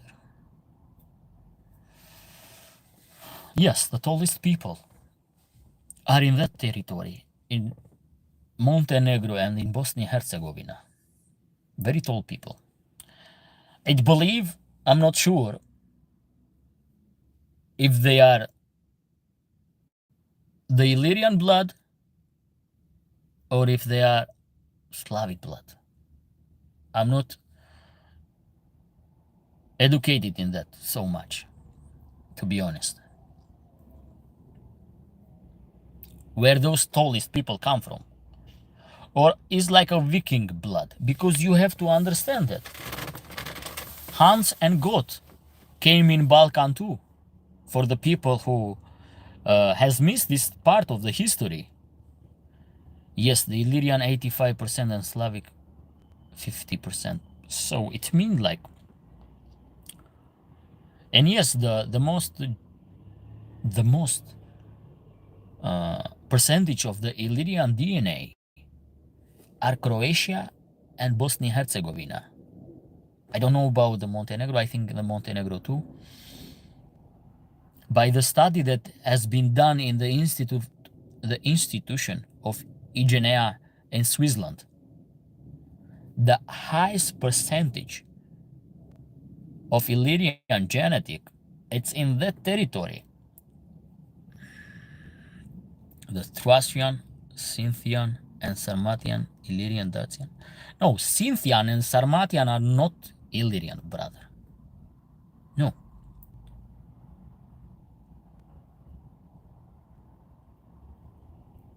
Horses are domesticated in the Black Sea steppes. Actually, horses are not domesticated in the Black Sea steppe. Horses are domesticated in the Central Asia territory. And those Scythian and Sarmatian, they were like nomadic tribes that come, not autochthonous in Balkan. We didn't have Scythian, Sarmatian, if I pronounce. No, the Tolis are not in Northland, brother. Trust me. Montenegro and Bosnia has very tall people, taller than Northland. We have many Russian refugees. They are small, light, thin, about 70 kilogram, and Serb 85 to 100 kilogram. You have to understand, you have many Russian, but Russian is a multi-ethnicity country. If they come from the north, usually they are tall, light-skinned people. If they come from the south, are short people.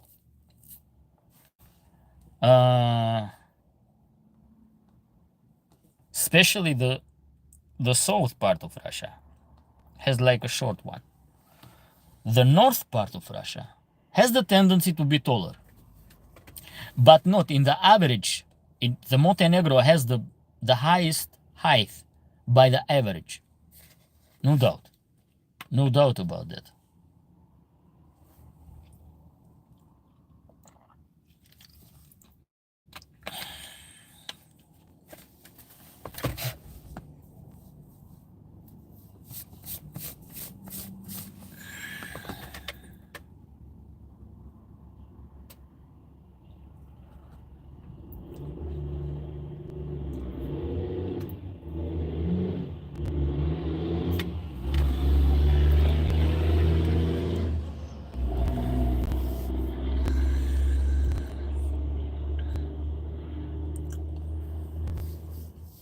Well,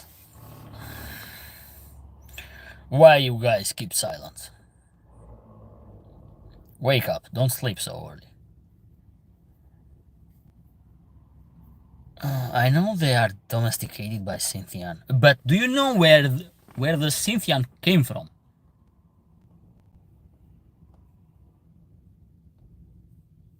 I didn't know this, you said. No, it's not domesticated by Scythian.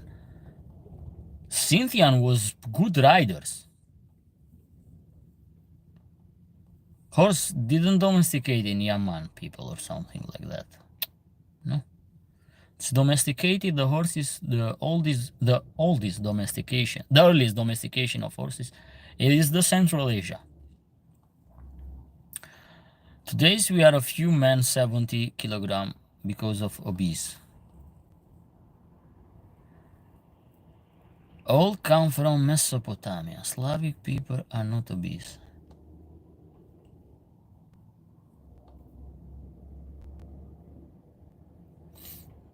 Usually the Balkan people are not obese in general. They are not obese because of the food quality. I think the best food quality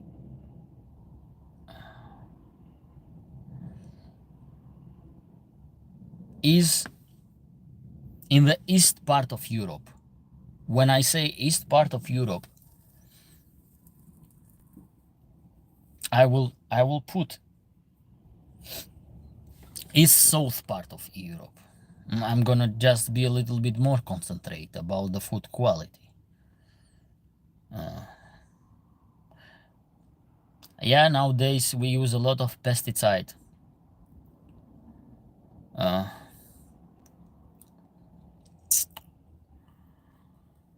a lot of chemical, which has very wrong impact in human health. Very bad impact. But the food in Balkan, the food in Caucasian area in Turkey, I'm talking about the South Caucasus and the North Caucasus, usually they have good foods. I'm not talking about the cities too much. The cities, you're gonna find a lot of processed food, something like that. Yes, fake new food, exactly chemical, as you said. Yes. In usually the live span is longer in village because they raise the food by themselves. The city eat a lot of processed food. Because you cannot supply the cities with organic food. It's impossible. Let's to be honest in this. It's impossible to supply the cities with organic food. But there is always a way to choose, to make the difference in food.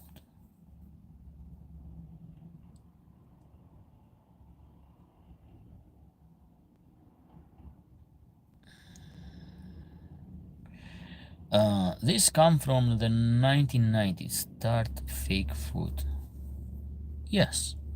But even in the communism area, they use chemical to enhance the productivity in the farms. They use the soil, chemical soil, like urea,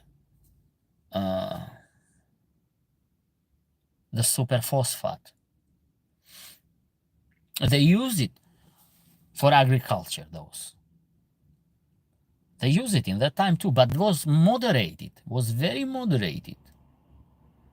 Was very moderated, to be honest, was not so spread in total. They know when to use.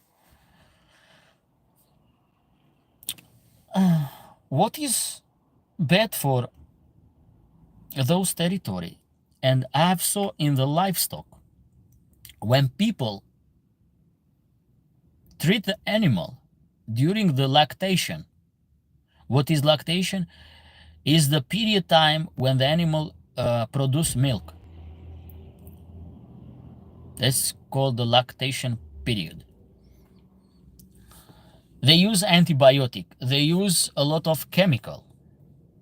I'm gonna say some of them create serious problem in human, because some of the antibiotic can reserve in the fat tissues in animal, and by eating the animal product like milk, because they excrete from the milk, so we need a time of clearance, which every antibiotic or every drugs has a time of clearance that can get out of the body. That's the time of clearance. We don't follow those rules. We don't follow those rules. Farmers lies. There is no control in those stuff. And people can get those chemical from the vegetable, from fruits, from the meat, from the milk. Yeah, we can get those stuff. Honestly, we can get those stuff too. Which I think it's because of the not the right politic of controlling the livestock and the farm. Gion Felix, hi, how you doing? My father, also a medical doctor, has two graded granted on his farm. He didn't use chemical. No control in the Balkan for this chemical. It's a big problem. Yes. But don't forget that Europe has much more big problems about that. Too, the Western Europe, the United States, for example, they use a lot of chemical. Good, thank you. I'm Eris, by the way. Okay, Eris. Nice to meet you. GMO food. Yes, genetic modify foods are a big problems. The chemical are big problems. They can create a lot of issues in the human health. They can be a lot of, and some of them, some of byproduct. Don't forget, there is a very dangerous or the most dangerous byproduct that come when you bake carbohydrates and proteins together. They create this byproduct, which I forget the name. Maybe Drajan will help me in this. And it's the highest, and it's considered the most carcinogen byproduct.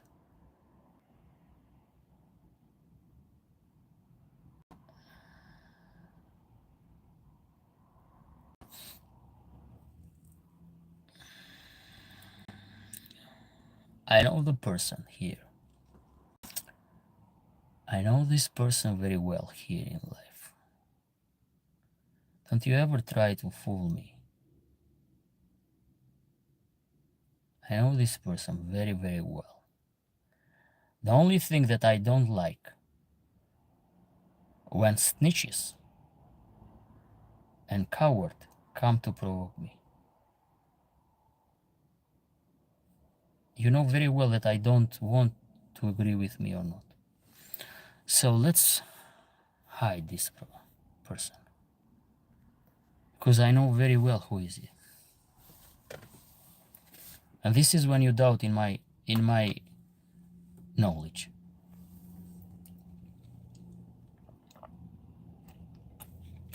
This is when you doubt in my intelligence. And you know very well what I'm talking about. I don't need you in this live stream. I don't need your support. And you know very well who you are.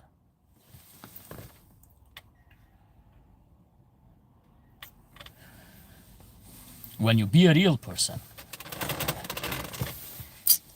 come in my life.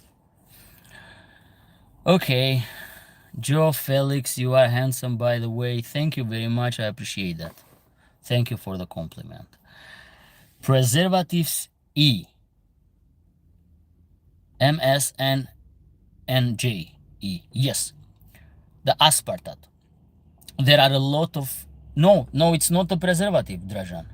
It's the byproduct that created when you bake or you fry carbohydrates mixed with the proteins. It's alka-meat, something like that. Pretty much like that.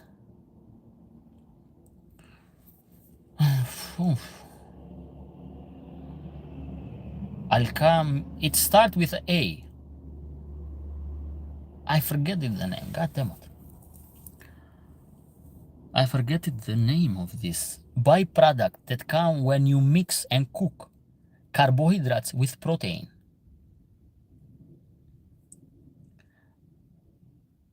I will check with bread.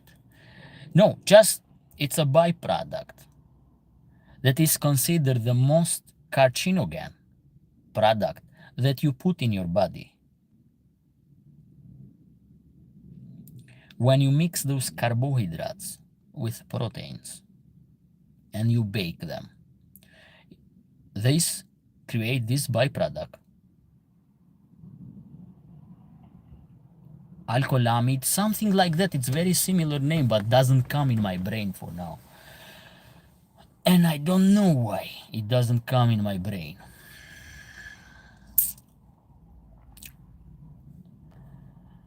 How old are you, by the way? I'm 32 years old for 33.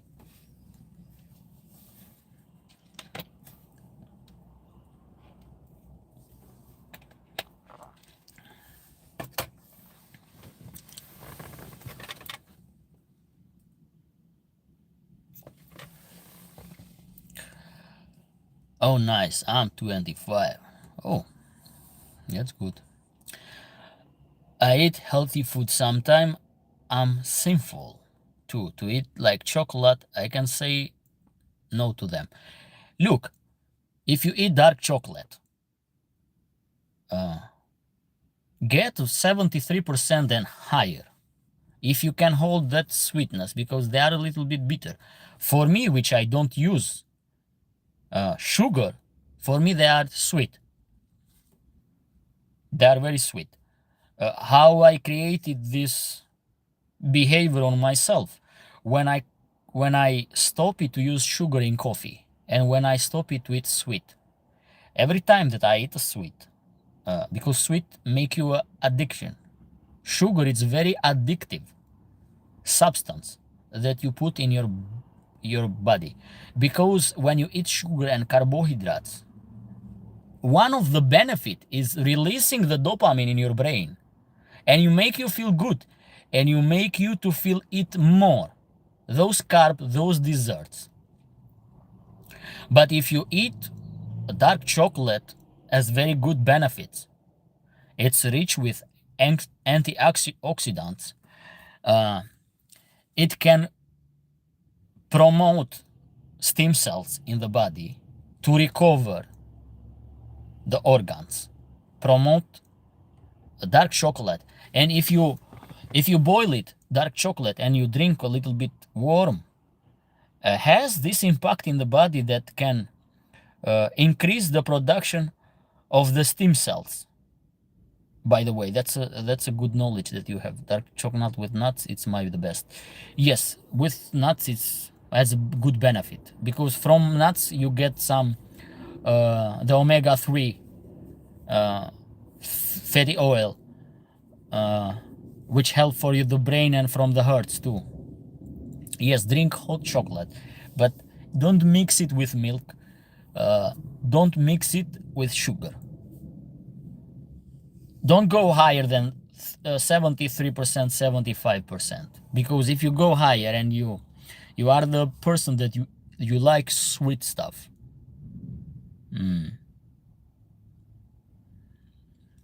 you're gonna not taste well those dark chocolate. It will looks like a bitter. For me, doesn't looks bitter. I can eat 90%, 98%. I can hold, and it's very good. But check the label. Check the label. The chocolate, some chocolate has like a soy byproduct, which I don't like. They use too much those bad substance. You know the reason. I will not talk about the reason why they use it. They use it those type of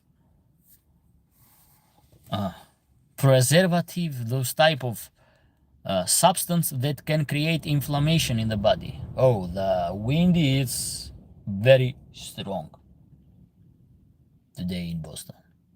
Very, very strong wind. Oh, it shaked my car. That's a powerful wind. Well, it's a winter season.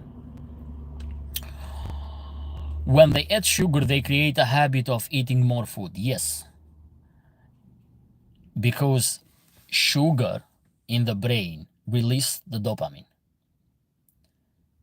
And you start to be the dopamine addictive. Have you saw that when you are stressful, you cannot control eating food? Because of the stress, you need dopamine in that moment. You are not happy. And you eat food without control. Salam. Wa alaikum salam.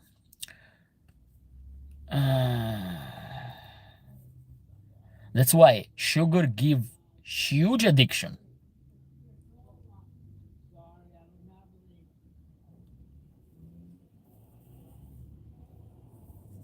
Oh, some cute puppy.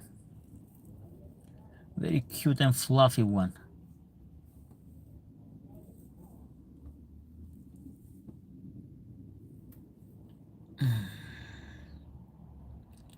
Release the insulin. John Smith. Hold on a second. That's a problem here. There is a syndrome, and usually in diabetic people, insulin resistance. And when people has those type of insulin resistance, predisposed for diabetics type 2. And those insulin resistant make you or predispose you to get fat.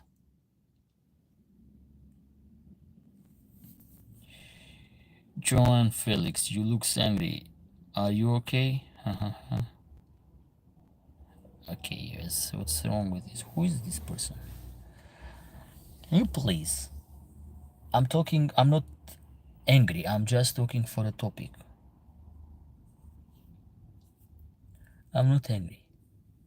I was angry in the moment because the person, which they think that I don't know, but I know very well, come to provoke me.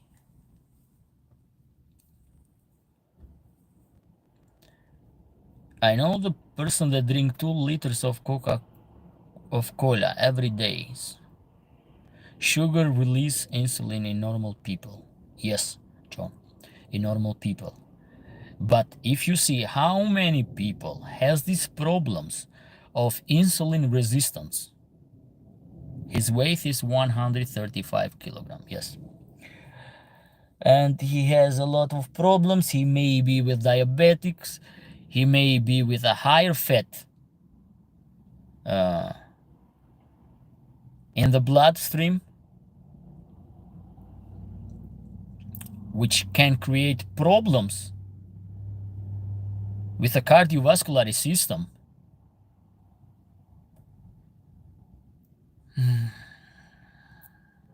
I don't know how to advise you guys to eat better. Oh, block it. Don't mind it too much. I just block it. Do you want to block it, you too?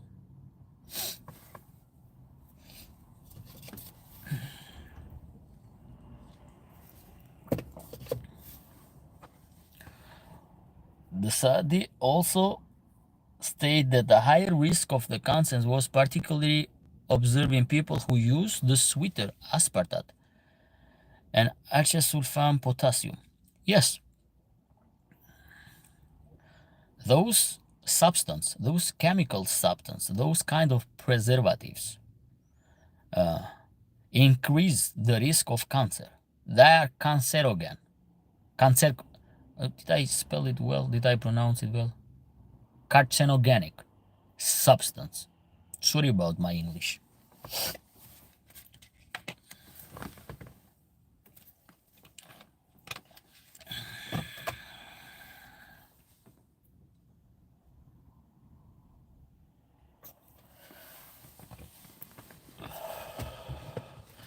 No, don't drink soda. At least don't drink it often. Once in a while, once in a month, to drink one soda, okay. But don't drink it often. The sodas, or those Coca-Colas, those gas, juice, sorry, they have a bad impact. Even, remember, even if there is a zero sugar or diet cola, they have those sucralose, those fake sugar, those fake sweeter, that are more dangerous than when you drink a normal cola with sugar. They are far more dangerous. Remember this. Be aware of this, the chemical one.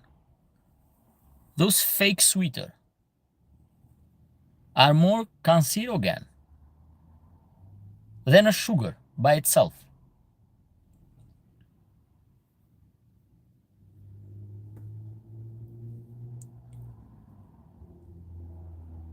That's what I'm talking, Drajan, about those Coca-Cola Zero and those Diet Cola. Psh, they use those fake sweeteners, which they have far more dangerous impact in promoting and predispose the body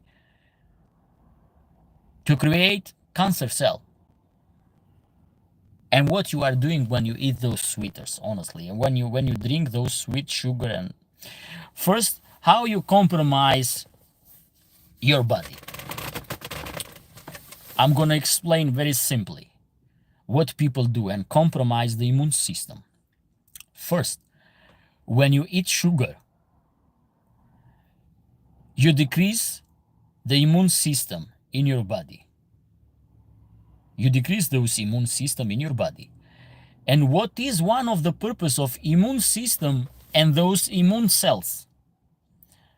The purpose is to fight or to kill virus, microbes, and those mutant cells. Because cancer are mutant cells, are the cells that body can produce because of the error in the DNA that happened. And those immune system cannot, when the immune system is low, cannot fight those cancer cells. You are compromising yourself. And the cancer cells use the ancient path how to create energy by fermenting the glucose. So what you are doing, you put a lot of sugar in your body, you drop your immune system, and you feed the cancer cell to develop more. This is the cancer cell creating the energy, the survival, how they create food, how they create the energy, how they can create by breaking down in the process of fermentation of the glucose molecule.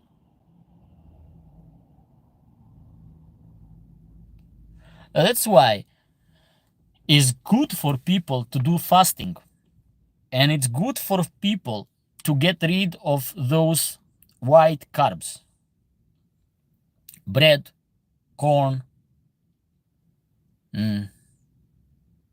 those type of grain sweeter stuff, candy that you are doing, white rice.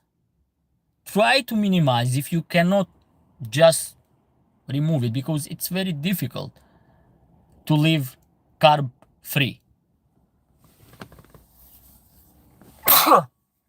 And that's a fact. What I told you, that's a fact. You know, when you say something and you sneeze, the heart stops.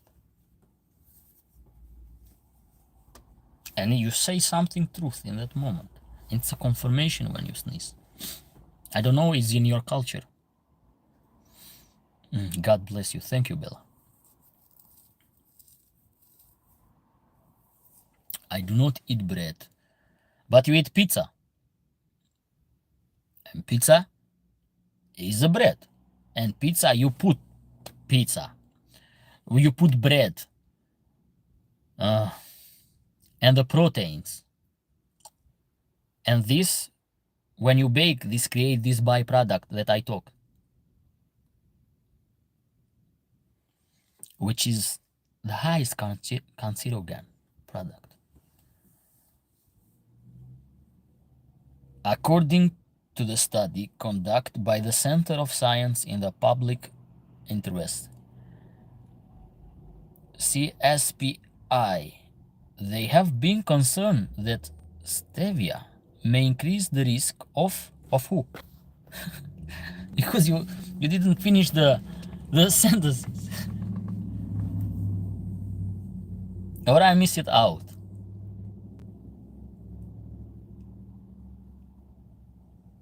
Cancer and the reproductive problem. Over the years, stevia has been found to be safe by the CSPI standard, although the group still wanted to conduct additional study to determine its safety.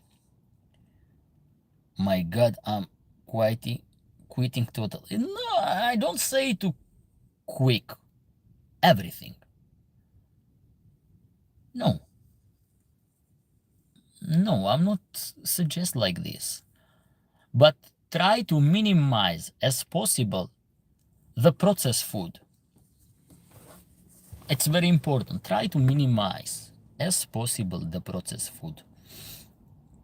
Try to minimize carbohydrates, because those white carbohydrates has no fibers, and all what they have, it's gluten and sugar. If you take everything in moderation, everything will be fine. Yeah, I agree about this. Take it in moderation. Stuff. Once a while, for example, you can get a cheat meal. Once in a while. You can get a cheat meal. That's not a bad. What does it mean with a cheat meal? For example, you can get a fast food. You can drink a cola.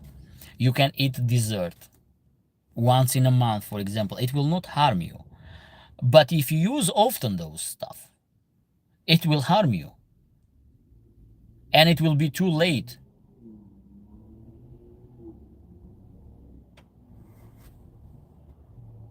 For example, I now eat fresh, young cabbage for the fibers and vitamins. I don't know what is this, to be honest. Cabbage, what is that? It's a fruit, or it's a vegetable?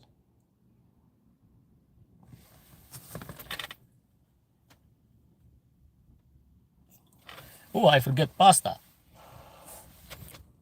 It's a vegetable. I forget pasta too. Oh, those pastas. I love pasta, I love rice, but I know very well that they can create inflammation in your body.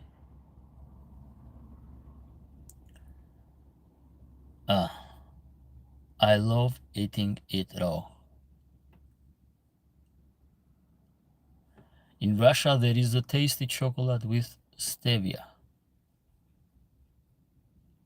It is like a Capustan Emiliano. And rabbits too. I don't eat pasta at all. Okay.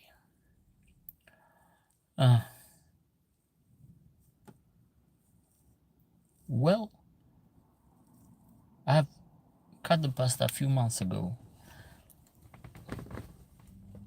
I used it not to eat pasta for a long period of time, and that's a secret of dropping weight. But you need very hard discipline. Very hard discipline. If you want to lose weight, the best that you can do is minimize the carbs or almost eliminate the carbs. Get some carbohydrates from banana, but don't buy those yellowish banana. No. Try to buy a little bit in the mix between green if you want some carbs. And because you get carbs from banana, but you get fiber too. And those yellowish one, banana, are rich in fibers. It's very important that carbs to have fibers. Because what we have from those, the GMO, modified seeds that we use for corn, for grain, those are seeds that doesn't has fibers. The bread that we eat is zero fiber. Has zero fiber. And you just absorb the gluten, you just absorb sugar. And it's just like amidon in the body. What?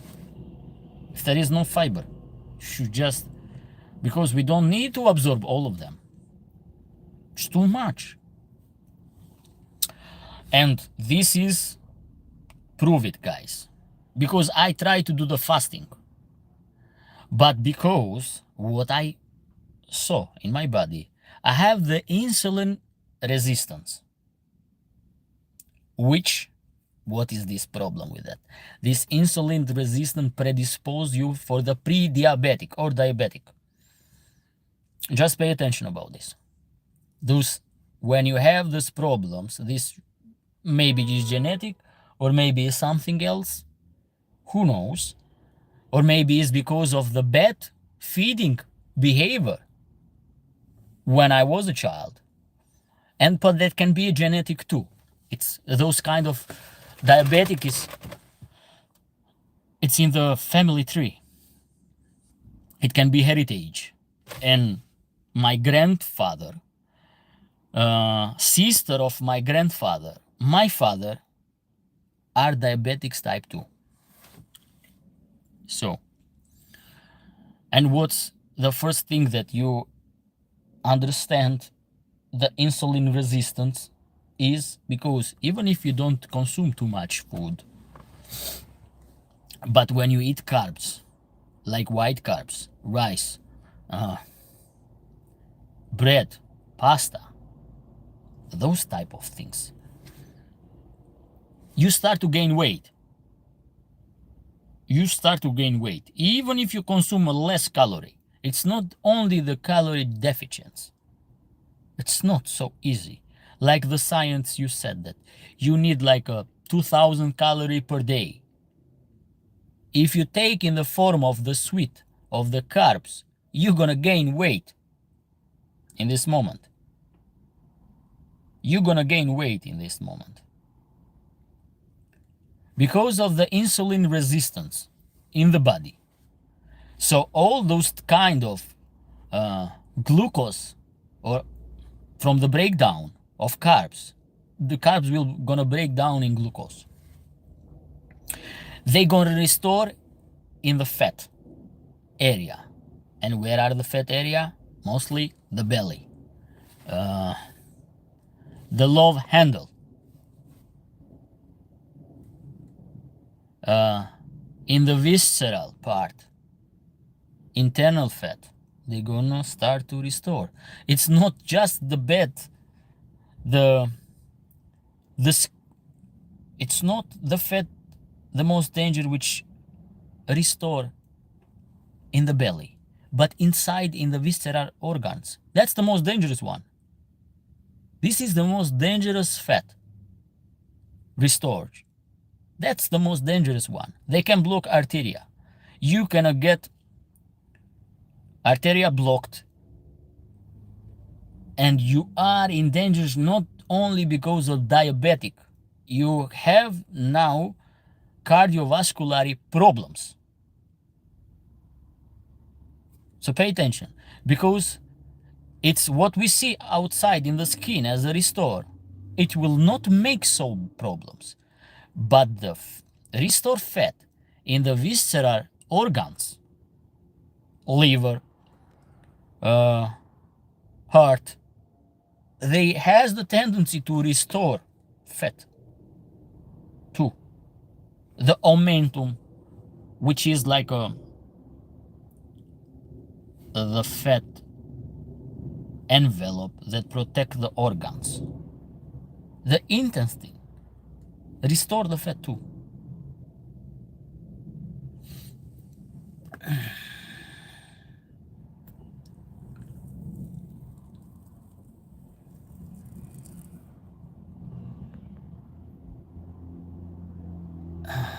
Keto.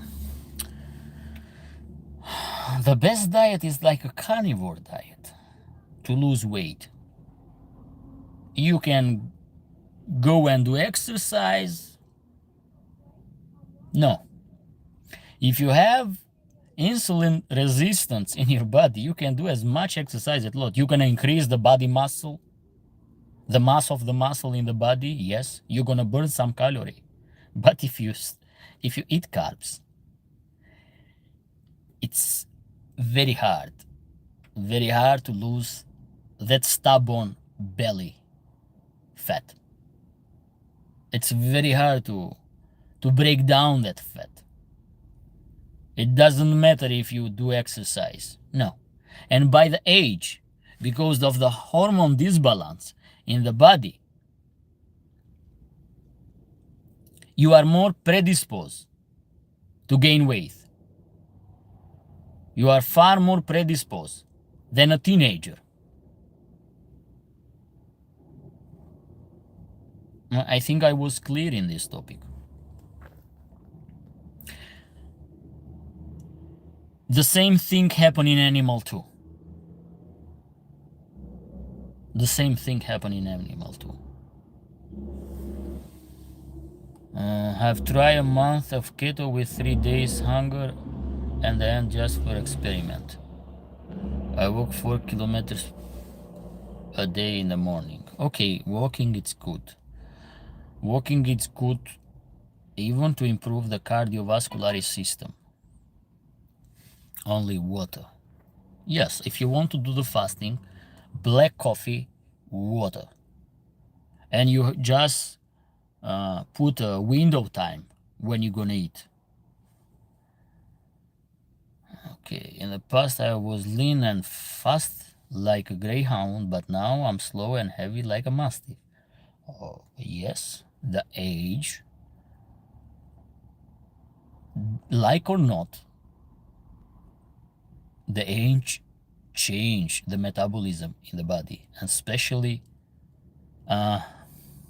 the low production of the testosterone hormones in male has a huge impact of losing muscle mass, of not burning enough calorie, because when we lose the mass, body start not to consume too much energy in that moment and has the tendency to restore those energy in the fat tissues. I don't know how clean I was about this. Can you give me a little bit feedback, or you just enjoy? Losing belly fat is very hard. I told you, you're gonna lose belly fat only in one way. Fasting, you try with fasting, start to minimize the level of carbs, and you're gonna see that you're gonna lose. But there is a downside too. You're gonna not lose only fat, you're gonna see the shrink of the muscle mass too, because muscle are predisposed to break down easy than a fat. When you create the calorie deficiency during the fasting, the first that the body will do is consume the amidon, which is restored in the muscle cell. It will use this sugar, if I say it correctly, amidon. I think yes.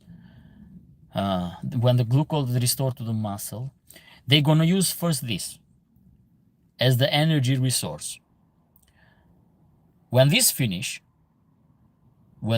really finish, the first that the body will start the breakdown as the compensating reaction,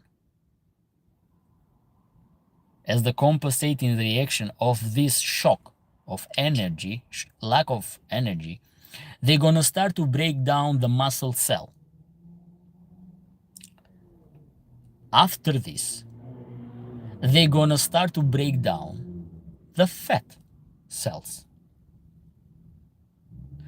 First of all, you're gonna feel in the face, losing the face. Your face, it will be much slimmer. In arms, in legs, and the last one, it will be belly and the love handles.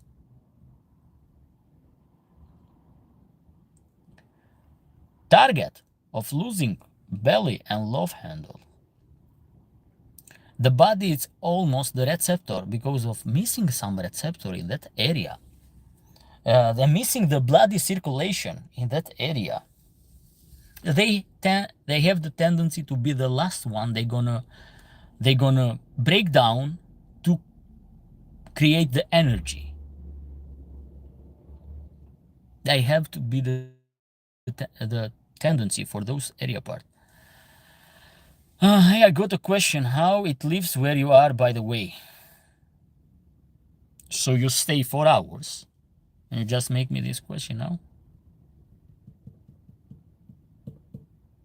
I live good. I live pretty good where I'm here right now. But you look suspicious.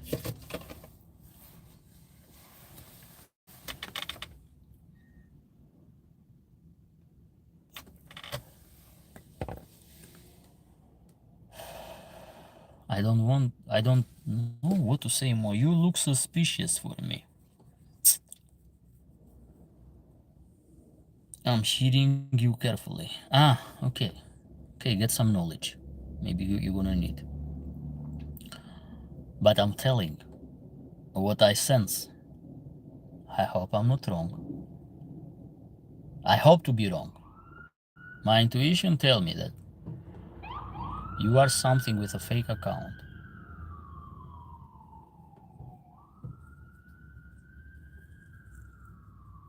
That you know me personally.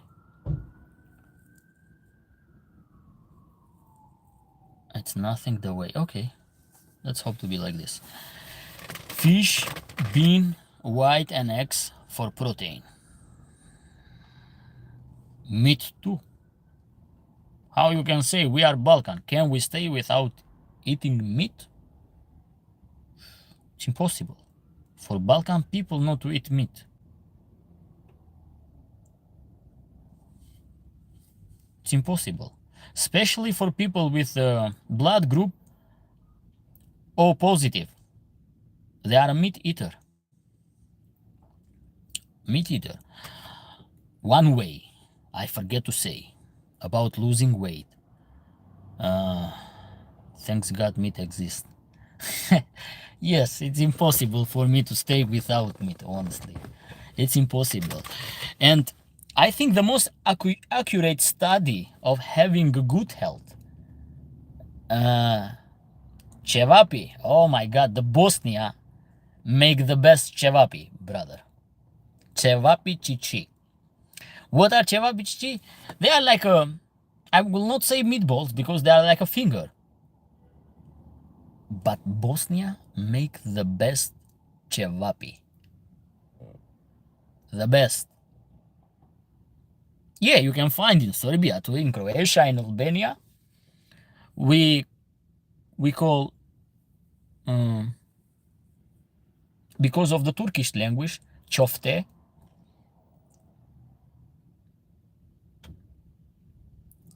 Bosnia make the best. No doubt. Bosnia, it's not just about cevapi. Cevapi is amazing, delicious in Bosnia. But they have very good lambs too, especially if they are raised in the pasture. I've eaten very good meat. Roasted in the wood. In Bosnia too, yes. Very, very similar like in Albania. I've eaten in different country. I didn't like it, that lambs. No. I ate it one time in Kafkaz, in Kabardina-Balkaria. Was not good. No near close to the Balkan. What was that words again? It's called cevapi cici, which mean it's Slavic name. I'm gonna say like a finger meat, not like a meatball, but very similar how they produce like a meatball here in United States, for example, but it's in the form of the finger. It's not in the form of the ball. A Romanian mountain, which no doubt in Balkan, if you don't find good lamb in Balkan, where else you gonna find? Okay, thanks. You are welcome. And potatoes. Mountain potatoes. Yes. Burek. Bosnia makes some beautiful and very delicious burek too. Burek, for the people who don't know, in English it means pie. But we in Balkan we have another tradition. The pie that Balkan do is another level. Another level. I think the Balkan impact in cuisine is the Ottoman. Let's to be clean. It's like an Ottoman cuisine. It's because of the Ottoman Empire. Because of the Ottoman Empire. In Balkan, we don't drink vodka. We drink rakia. Burek is excellent with meat, with spinach, with potato, with yogurt. Yeah, that's the best combination. That's the best combination. Period. The best combination. What I like else, which, for example, in Albania we don't use ivar. If I pronounce it well. Ivar created by paprika, white paprika, and they create it in that form, they boil it, in the form of salts. And with cevapichichi, you need white sauce that made it by milk, or ivar. And there is that famous bread. We just made it. Bosnia did, Albania do it, Kosovo do like that bread. And you put those cevapi and you put the white sauce. You can put tzatziki too, because tzatziki is like a white sauce with some cucumber and garlic. That's what is tzatziki is. Or tzatzikis, if I pronounce it. But in Greece, for example, they say tzatzikis. And you're gonna enjoy the food. So the first that I'm gonna do to it in Albania is those cevapichichi, but we call with a different name. I miss it those. When I will go to Albania, I will eat those stuff. But I have in my fridge cevapi from Bosnia. I have here too. And maybe I'm gonna cook it today, by the way, because that was something that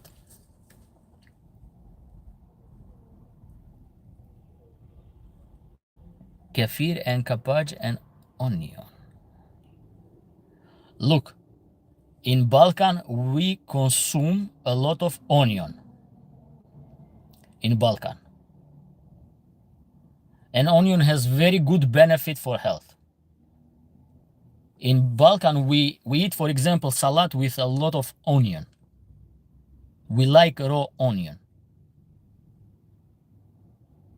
And that's why sometimes the Balkan people don't get sick from the virus, because onion increase the immunity. And if you are sick, for example, if you have a child that is sick, I'm gonna give you a tip. If it's sick with a virus, put an onion near to his head, because the onion cells has the ability to attract the virus cells, the microorganism cells. Has very huge affiliation, if I say correctly. And the Drajan can confirm me with this. please. Oh, hold on, let me see. Oh, I have battery, so I enjoy the life.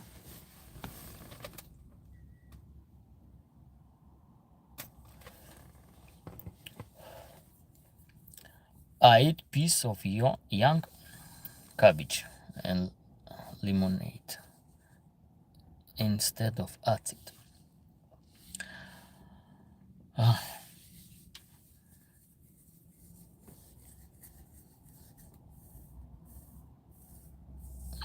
Onion, guys. When you are sick, eat onion and put one onion. If you get a virus, put it close to your head.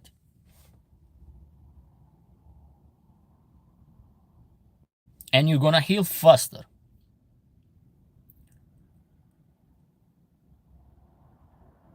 It is good taste and better for health. Oh, but there are people they don't eat because they get those burn. They don't eat onion. There are people that they don't eat onion. They don't know the benefit of onion. There is a TikTok account. There is a very funny guy from Serbia that the page is the Balkan Dead. He's so hilarious, so funny, and he showed the typical Balkan lifestyle.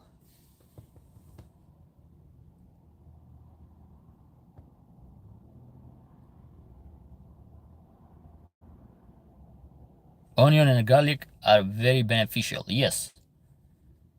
Like they are like natural antibiotic. Onion and garlic. So this guy in the TikTok account, this Balkan Dead, he visited the Balkan, and you're gonna see that we share similar culture. We are very, very similar. I like garlic so much, but the smell. I don't like garlic, but I like onion. I don't know why I never like garlic, but onion I like. And garlic can help if you have hypertension. Garlic can lower the blood pressure. Has this benefit too. And if you have a high blood pressure and you don't have no medication at home, I'm gonna give you some natural path advice or tips. If you don't have any medication about the blood pressure, garlic, lemon juice. When I say lemon, real lemon, I'm not saying go and use those fake lemon. No, lemon. Squeeze the lemon, drink it the water, and put the feet in the hot water and keep it for 15 to 20 minutes or even half an hour. Another tips to release this high blood pressure. Get a needle and start to pinch the finger with a needle and squeeze it in that moment. If you see that your parent, your grandparent, has higher blood pressure, in that moment you don't have car, it's risky because the high blood pressure can create a lot of problems. Hemorrhage in the brain, which is very dangerous. You can do this tip. Get a needle and poke these thumbs. Poke it and squeeze it. Do it like this.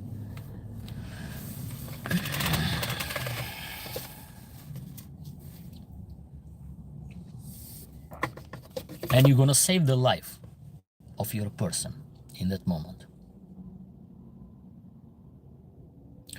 If it's safe from stroke too, yes, for sure.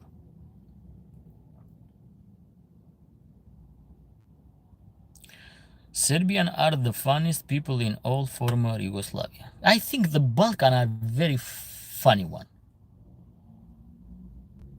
Very, very funny one. Especially when they drink. They're gonna do some silly things. I'm from Balkan. We are very silly. We like to improvise, and the improvised technique that we use, it's very funny. Where it come from, the lifestyle improvise, I think during the communism. During the communism, the man had the tendency to do almost everything. He needed to know almost everything. It's different in nowadays. People are specialized for different stuff. In the communism, the life made you to improvise, to teach different professional. Was the lifestyle. And the people has knowledge to fix a lot of stuff. Nowadays, for example, if your life doesn't give you that, and the professional are separated and specialized about. First in my life, my BP rose, blood pressure, when our national football team lost. I don't understand. What did you say? Because, or maybe I read it very wrong. We always eat meat with sauce. Iron, garlic, salt, pepper. Let me tell you something, brother. If you want to enjoy the real meat, especially when you roast the meat, the lamb, you just put salt, nothing else. In the Balkan, we don't put spicy stuff. We enjoy the taste of the meat. If you really want to enjoy the real taste of meat, because when you put spicy, you camouflage the real taste of the meat. You are doing the camouflage in that moment. The best are from Serbia. All former republics means the same. Give me the rock killers. CLBN. Give me a shout out, please. Yeah, you just give it to you.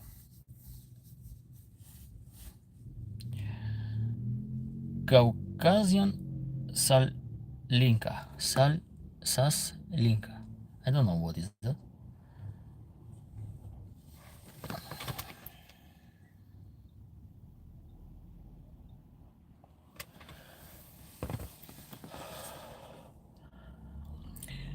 Yes, I never have high blood pressure, so when football team lost to Spain, my blood pressure raise. You say raise, not rose. Rose is like flower.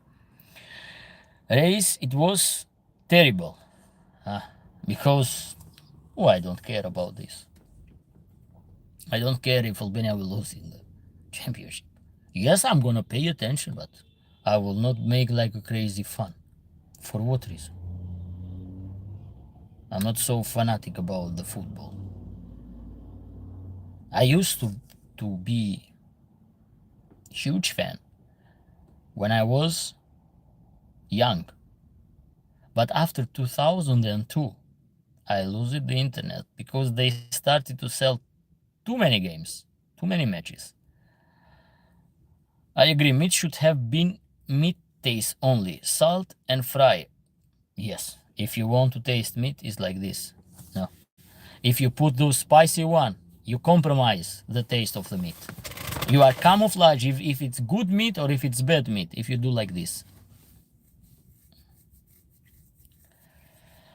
I'm nervous only about Djokovic tennis game. I like this guy. I like this athlete. Novak. How it say, Djokovic or Dokovic? I like this. The sauce for boiled meat, for barbecue, the best only. I don't like sauce in barbecue, my friend. At all. At all. I don't want spicy. I don't like sauce. I want to taste the real meat during the barbecue in the wood.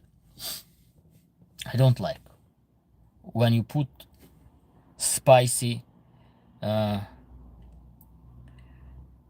only salt. Only salt. If the meat is good, delicious, Salt is the best. Yes, you can put some lemon, squeeze some lemon. In barbecue, for example, put some lemon, it gives good taste in the barbecue. Just lemon. Squeeze it when you squeeze the lemon when you roast. When you roast, for example, you can squeeze the lemon. Even for fish, it will be very great taste. Lemon. Marinated. Don't know in English. Yes, marinated. I can understand what you... Yeah, I don't like marinated meat. If you cook wild meat, you need to marinate it because it's too strong. Those muscle fiber cannot break down because there is those to cook well and to break down, they need to have fat inside the muscle. But the wild animal, because the high activity, walking too much, running too much, those fibers are so dense, so hard. So if you need to cook, you have to put in the salt bath. You need to let those meat in the salt bath. Salt will break down those muscle fiber, and it will be, and when you cook it will be better, especially for wild boar, deer, wild goat. Honestly, I don't like wild meat. It doesn't taste delicious. I never liked that. If you don't marinate it, that meat, it's not delicious at all. If you keep talking about food, I will have to have dinner again. Let me tell you something. So it's 2:30.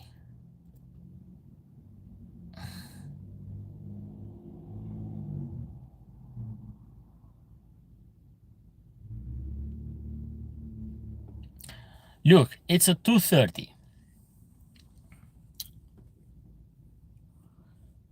The time here. I have ate the last meal around 5 or 6 o'clock yesterday. And I didn't eat carbs. I ate it only steaks. It was like 5 or 6 p.m. when I ate it. Or maybe early. Maybe early. It was around this time. And now it's 2:30, so can you calculate the time range between this fasting? So you cannot, you are a man. You can hold yourself, not to eat again. Wild meat is much healthier. Well, I agree and I disagree about this. Because wild meat is never treated from the parasite. And me as a veterinarian, I know that the wild animal get a lot of parasites. And some parasites can implant in the muscle. And if you don't cook well this meat, especially in the boar, in the wild boar, or wild pig for the people who don't know what are boars, you can get this trichinella. It's called these parasites, this trichinella, in your body too. And it's very difficult to fight. Very difficult to fight. Is the parasites that infest the muscle. So about the how they raise, and about because they are free from antibiotic and free from other treatments, I agree. But I disagree about being so healthy. Yes, that's what I'm talking about. It's not 100% healthy. I'm a veterinarian and I have worked in the meat control for 4 years or more. I think more than 4 years in meat control. And I'm telling you, those wild animals contain disease too. That's why boar was forbidden for Muslim. Pig, boar, whatever you call, pork is forbidden in Bible and in Quran. So for all the person that doesn't know, that they think that are believer, read well and you're gonna see that this meat is forbidden. Another reason why the meat pork is dangerous is because this omnivore can amplify the virus. A lot of virus, especially the RNA virus. No, sorry about, I think I made a mistake. The RNA virus can amplify and can get modified genetically from pork. It's very easy in pork to have this crossing virus each other, having those mutation of different virus with RNA. SARS, for example. SARS was nothing else, just a coronavirus. It comes from coronaviridae. For the people who don't know this, SARS. The name that they gave it was the facing name, was the fascinated name, like a SARS. I don't know why they give the name, was the province or was the farm, blah, blah, blah, blah. I will not go. But the SARS, what is the SARS? What was the SARS? Was the coronavirus, that, like the COVID 2019 is the coronavirus. And they have good affiliated and develop those kind of RNA virus, which has the impact in airway of the human, of the animal, are very similar. They work very similar, like a flu.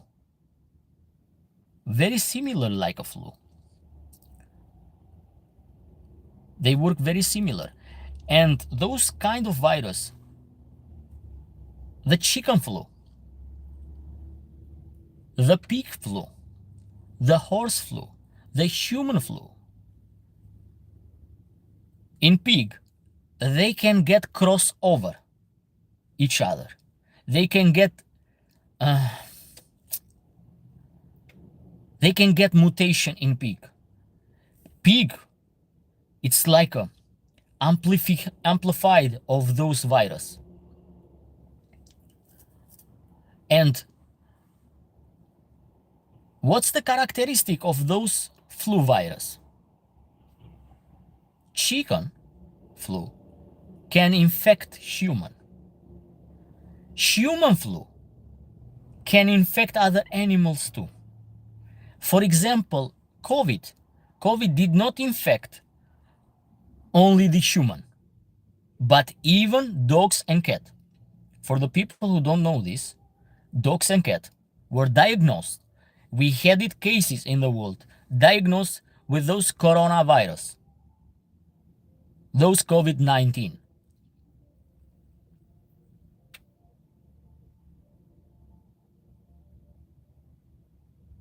Did you get what I said?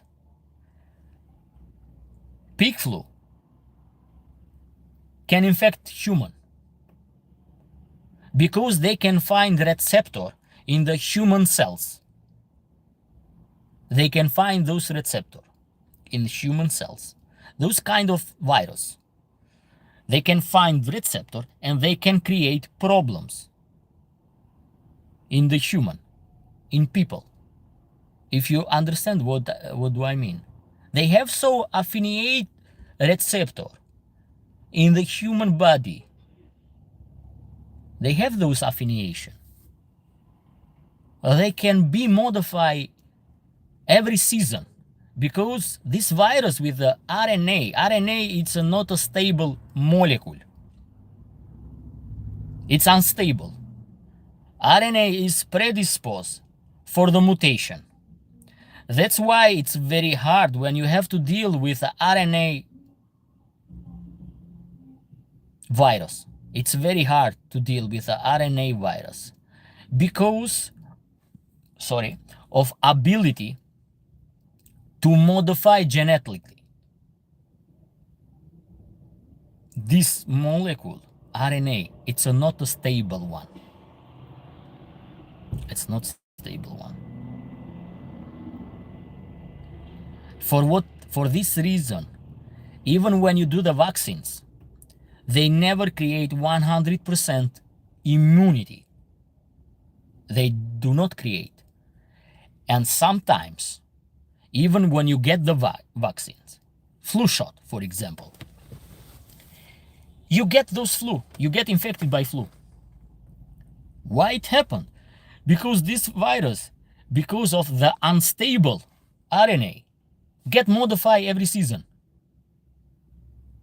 They get modified every season.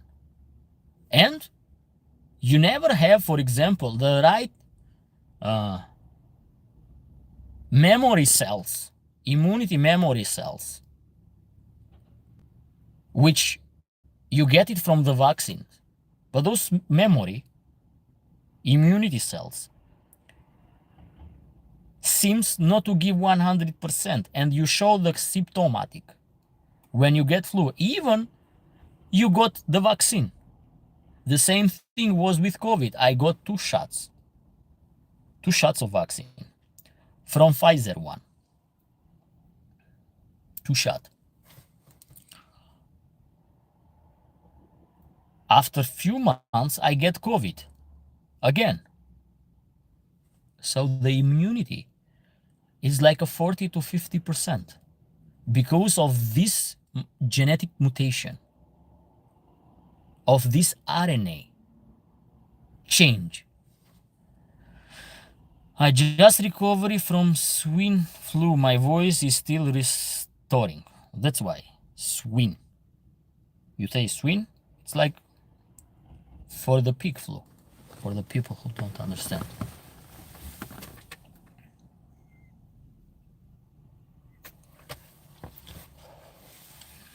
Those kind of the disease who can transmit from animal to people, they are zoonotic disease. They can be virus, they can be bacteria, and they can be the parasite too. Those are the zoonotic one, which they can jump from animal to people. And anthropozoonotic one are the disease they can jump from the human to animal. You have to understand that the medicine, human medicine, and veterinarian medicine has to go parallel. It's very important. Has to go parallel. I don't know how you guys understand me when I talk about those topics. I want to be as simple as possible when you discuss about, because I know that I cannot take and talk with the scientific, the literatures. I cannot talk with those terms, with those difficult terminology. I wanted to break down as simple as possible that you to get knowledge, because it's not skill to talk with a high level terminology. No, it's skills to show yourself and to give the knowledge to people, to the general people, as simple as possible, which they will be able to absorb your knowledge. When you talk with the big words, no, it doesn't mean that you are good as a teacher. A good teacher all the time simplify the manner, how to give a lecture, how to give information. It's better to simplify. And I have respect. When I was a student in the faculty of veterinary medicine, was two pedagogues, two professors. One of them give the propedeutica, which is, what is propedeutica? It's like the history intake that you take. This is propedeutica. So we make question, we study, and we ask question to the owner to come in conclusion, to have a better cornice, to better frame, to know and to doubt about what kind of the disease we are.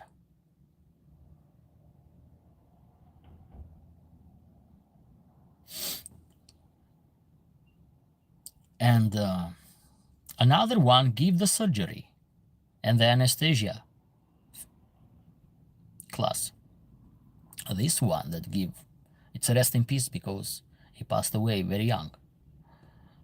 But yeah, he was a little bit teasing people, use a little bit irony, but to explain the lesson, he was the best. He explained the surgery so simple, so good, without missing any details, but with removing those watery.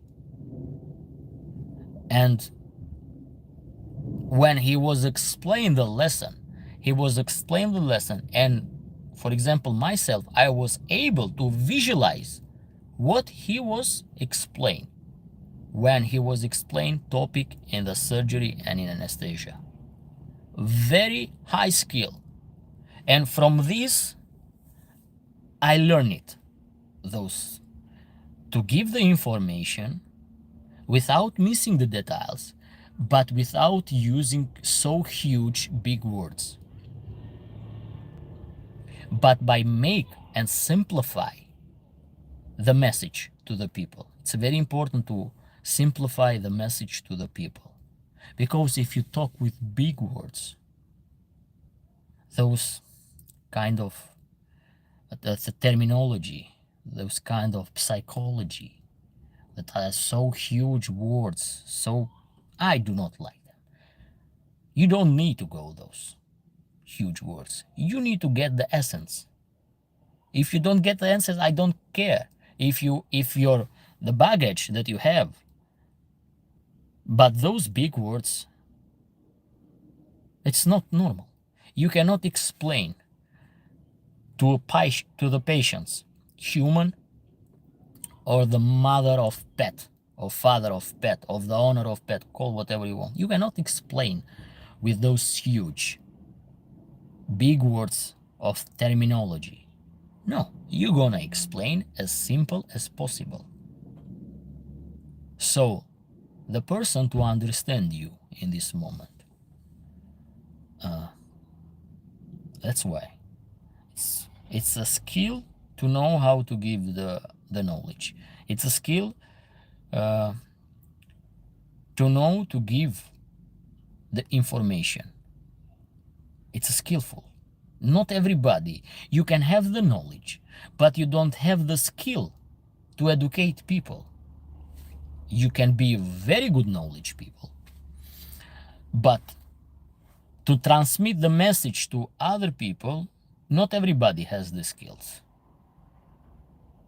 And for example, from my university, a lot of professor or pedagogues, what we call, or teacher, what you call, they didn't have the skills to explain. They make it some topic super hard, and some classes was very hard. What can I give you an example? Anatomy. In anatomy, you need a very skillful professor to give lecture. It's hard. You come from the high school and you go in those deep and huge book with thousands of different names in the Latin and in the Greek language, So you have to memorize, or you have to visualize where is the nerves, where is the vein, uh, where is this muscle. So you, because the class is very hard, you need very skillful one to make it and to simplify, to make it as easy as possible for the student to absorb. What else? Biochemical class. Very hard to go in every reaction that happened in the body, in the molecule. No. Was an old professor, but has no skill to give that. No skill at all. So I'm just giving you something. It's very important to simplify. If you go in too much details, it often goes ununderstood. Yes. No need to go in those deep details. But I have to go in the action, what happened. If you use this, this, and this. I'm not going in the deep details, in the molecule, inside the cells. I cannot go in those deep details because you're gonna lose the line, and you're gonna lose the purpose. You're gonna lose the message. You're gonna be confused, and I don't want to make people confused. Bella says, I got so many healthy tips here. I'm so thankfully. You are very welcome. That's why I easily understand Italian, because of the Latin Italian, how body parts are direction. Yes, it's like this. The Latin and the Old Greek language is like the language of the medicine for the people who are not in this field. Those terminology that doesn't make sense in your language, they come from the Latin language and from the Old Greek language. Just to give some information why those terminology, where they come from. They come from those two languages, Old Greek and Latin.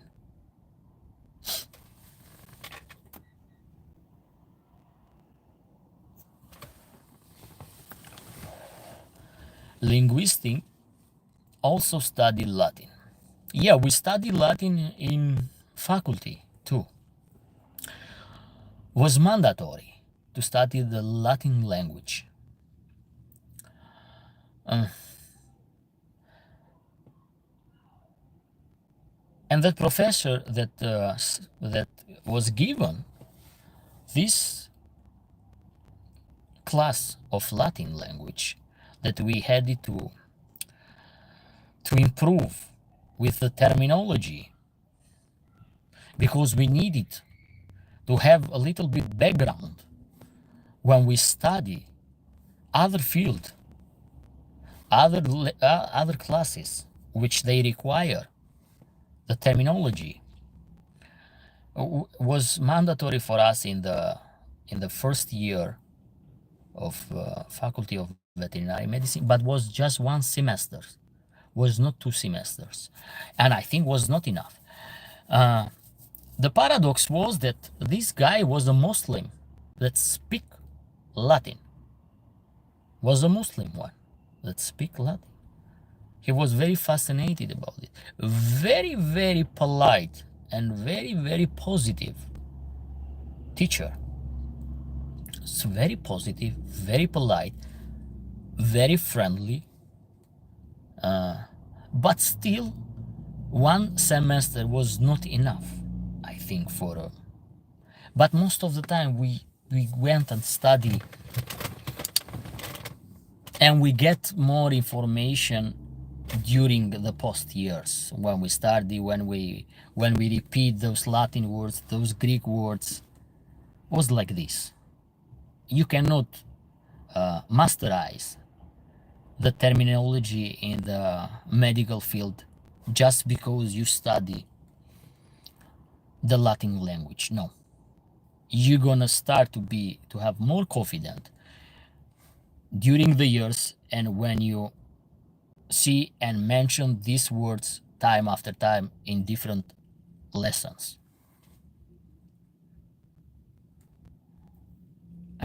We did have a good Latin teacher in a high school, but it wasn't until after the medicine that I started to understand.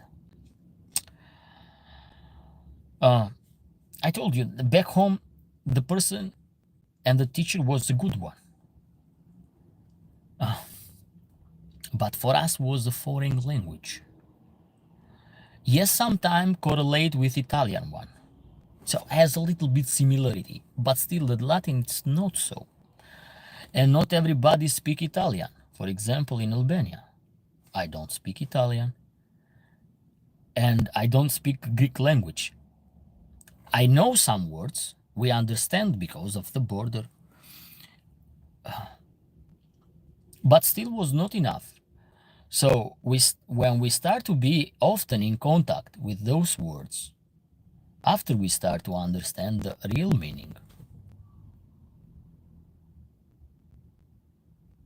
the cardiac, the pulmon, for example, the gastric. If you see those terminology, those are the terminology. Ophthalmolog, for example.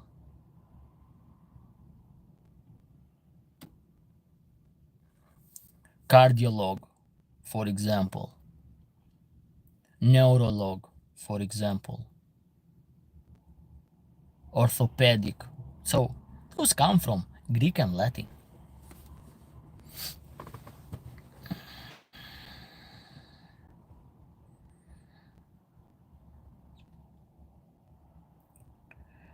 European language emergent from the Latin, and most of them have Latin alphabet. Yes, we have Latin alphabet too. We don't have a different, unique alphabet. For example, Georgia, Armenia has a different alphabet. I think the Greek has different alphabet too. The Russian has like a Cyrillic alphabet. China has those different alphabet. We had it a Latin alphabet. And it's not hard to read in Latin alphabet. The hardest part is to memorize what was those names, not just to read. To read was not so hard, because of the Latin alphabet that we use. Okay, guys. I think we were 3 hours 34 minutes today record in the live stream. Right? 3 hours 30. We go for 34 minutes. So this was one of the best live stream. Yes. So you couldn't track the time. I didn't track the time too. I did not track the time. Do you know why? Because the conversation was flow. The dialogue, the conversation was flowing. It was just flowing.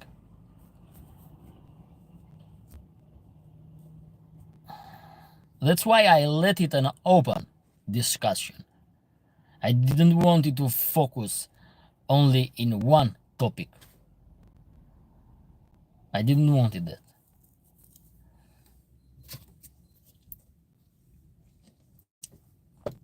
I enjoy too, Bella. Okay, guys, thank you for being in this live stream. Goodbye, my friend from Karachay, Cherkessia. I wish you all the best. Good night, because I think that is like 11 o'clock at you. Eris say I appreciate your life too. Thank you very much. Bye. Bye, everybody. I wish you all the best and see you in the next live stream.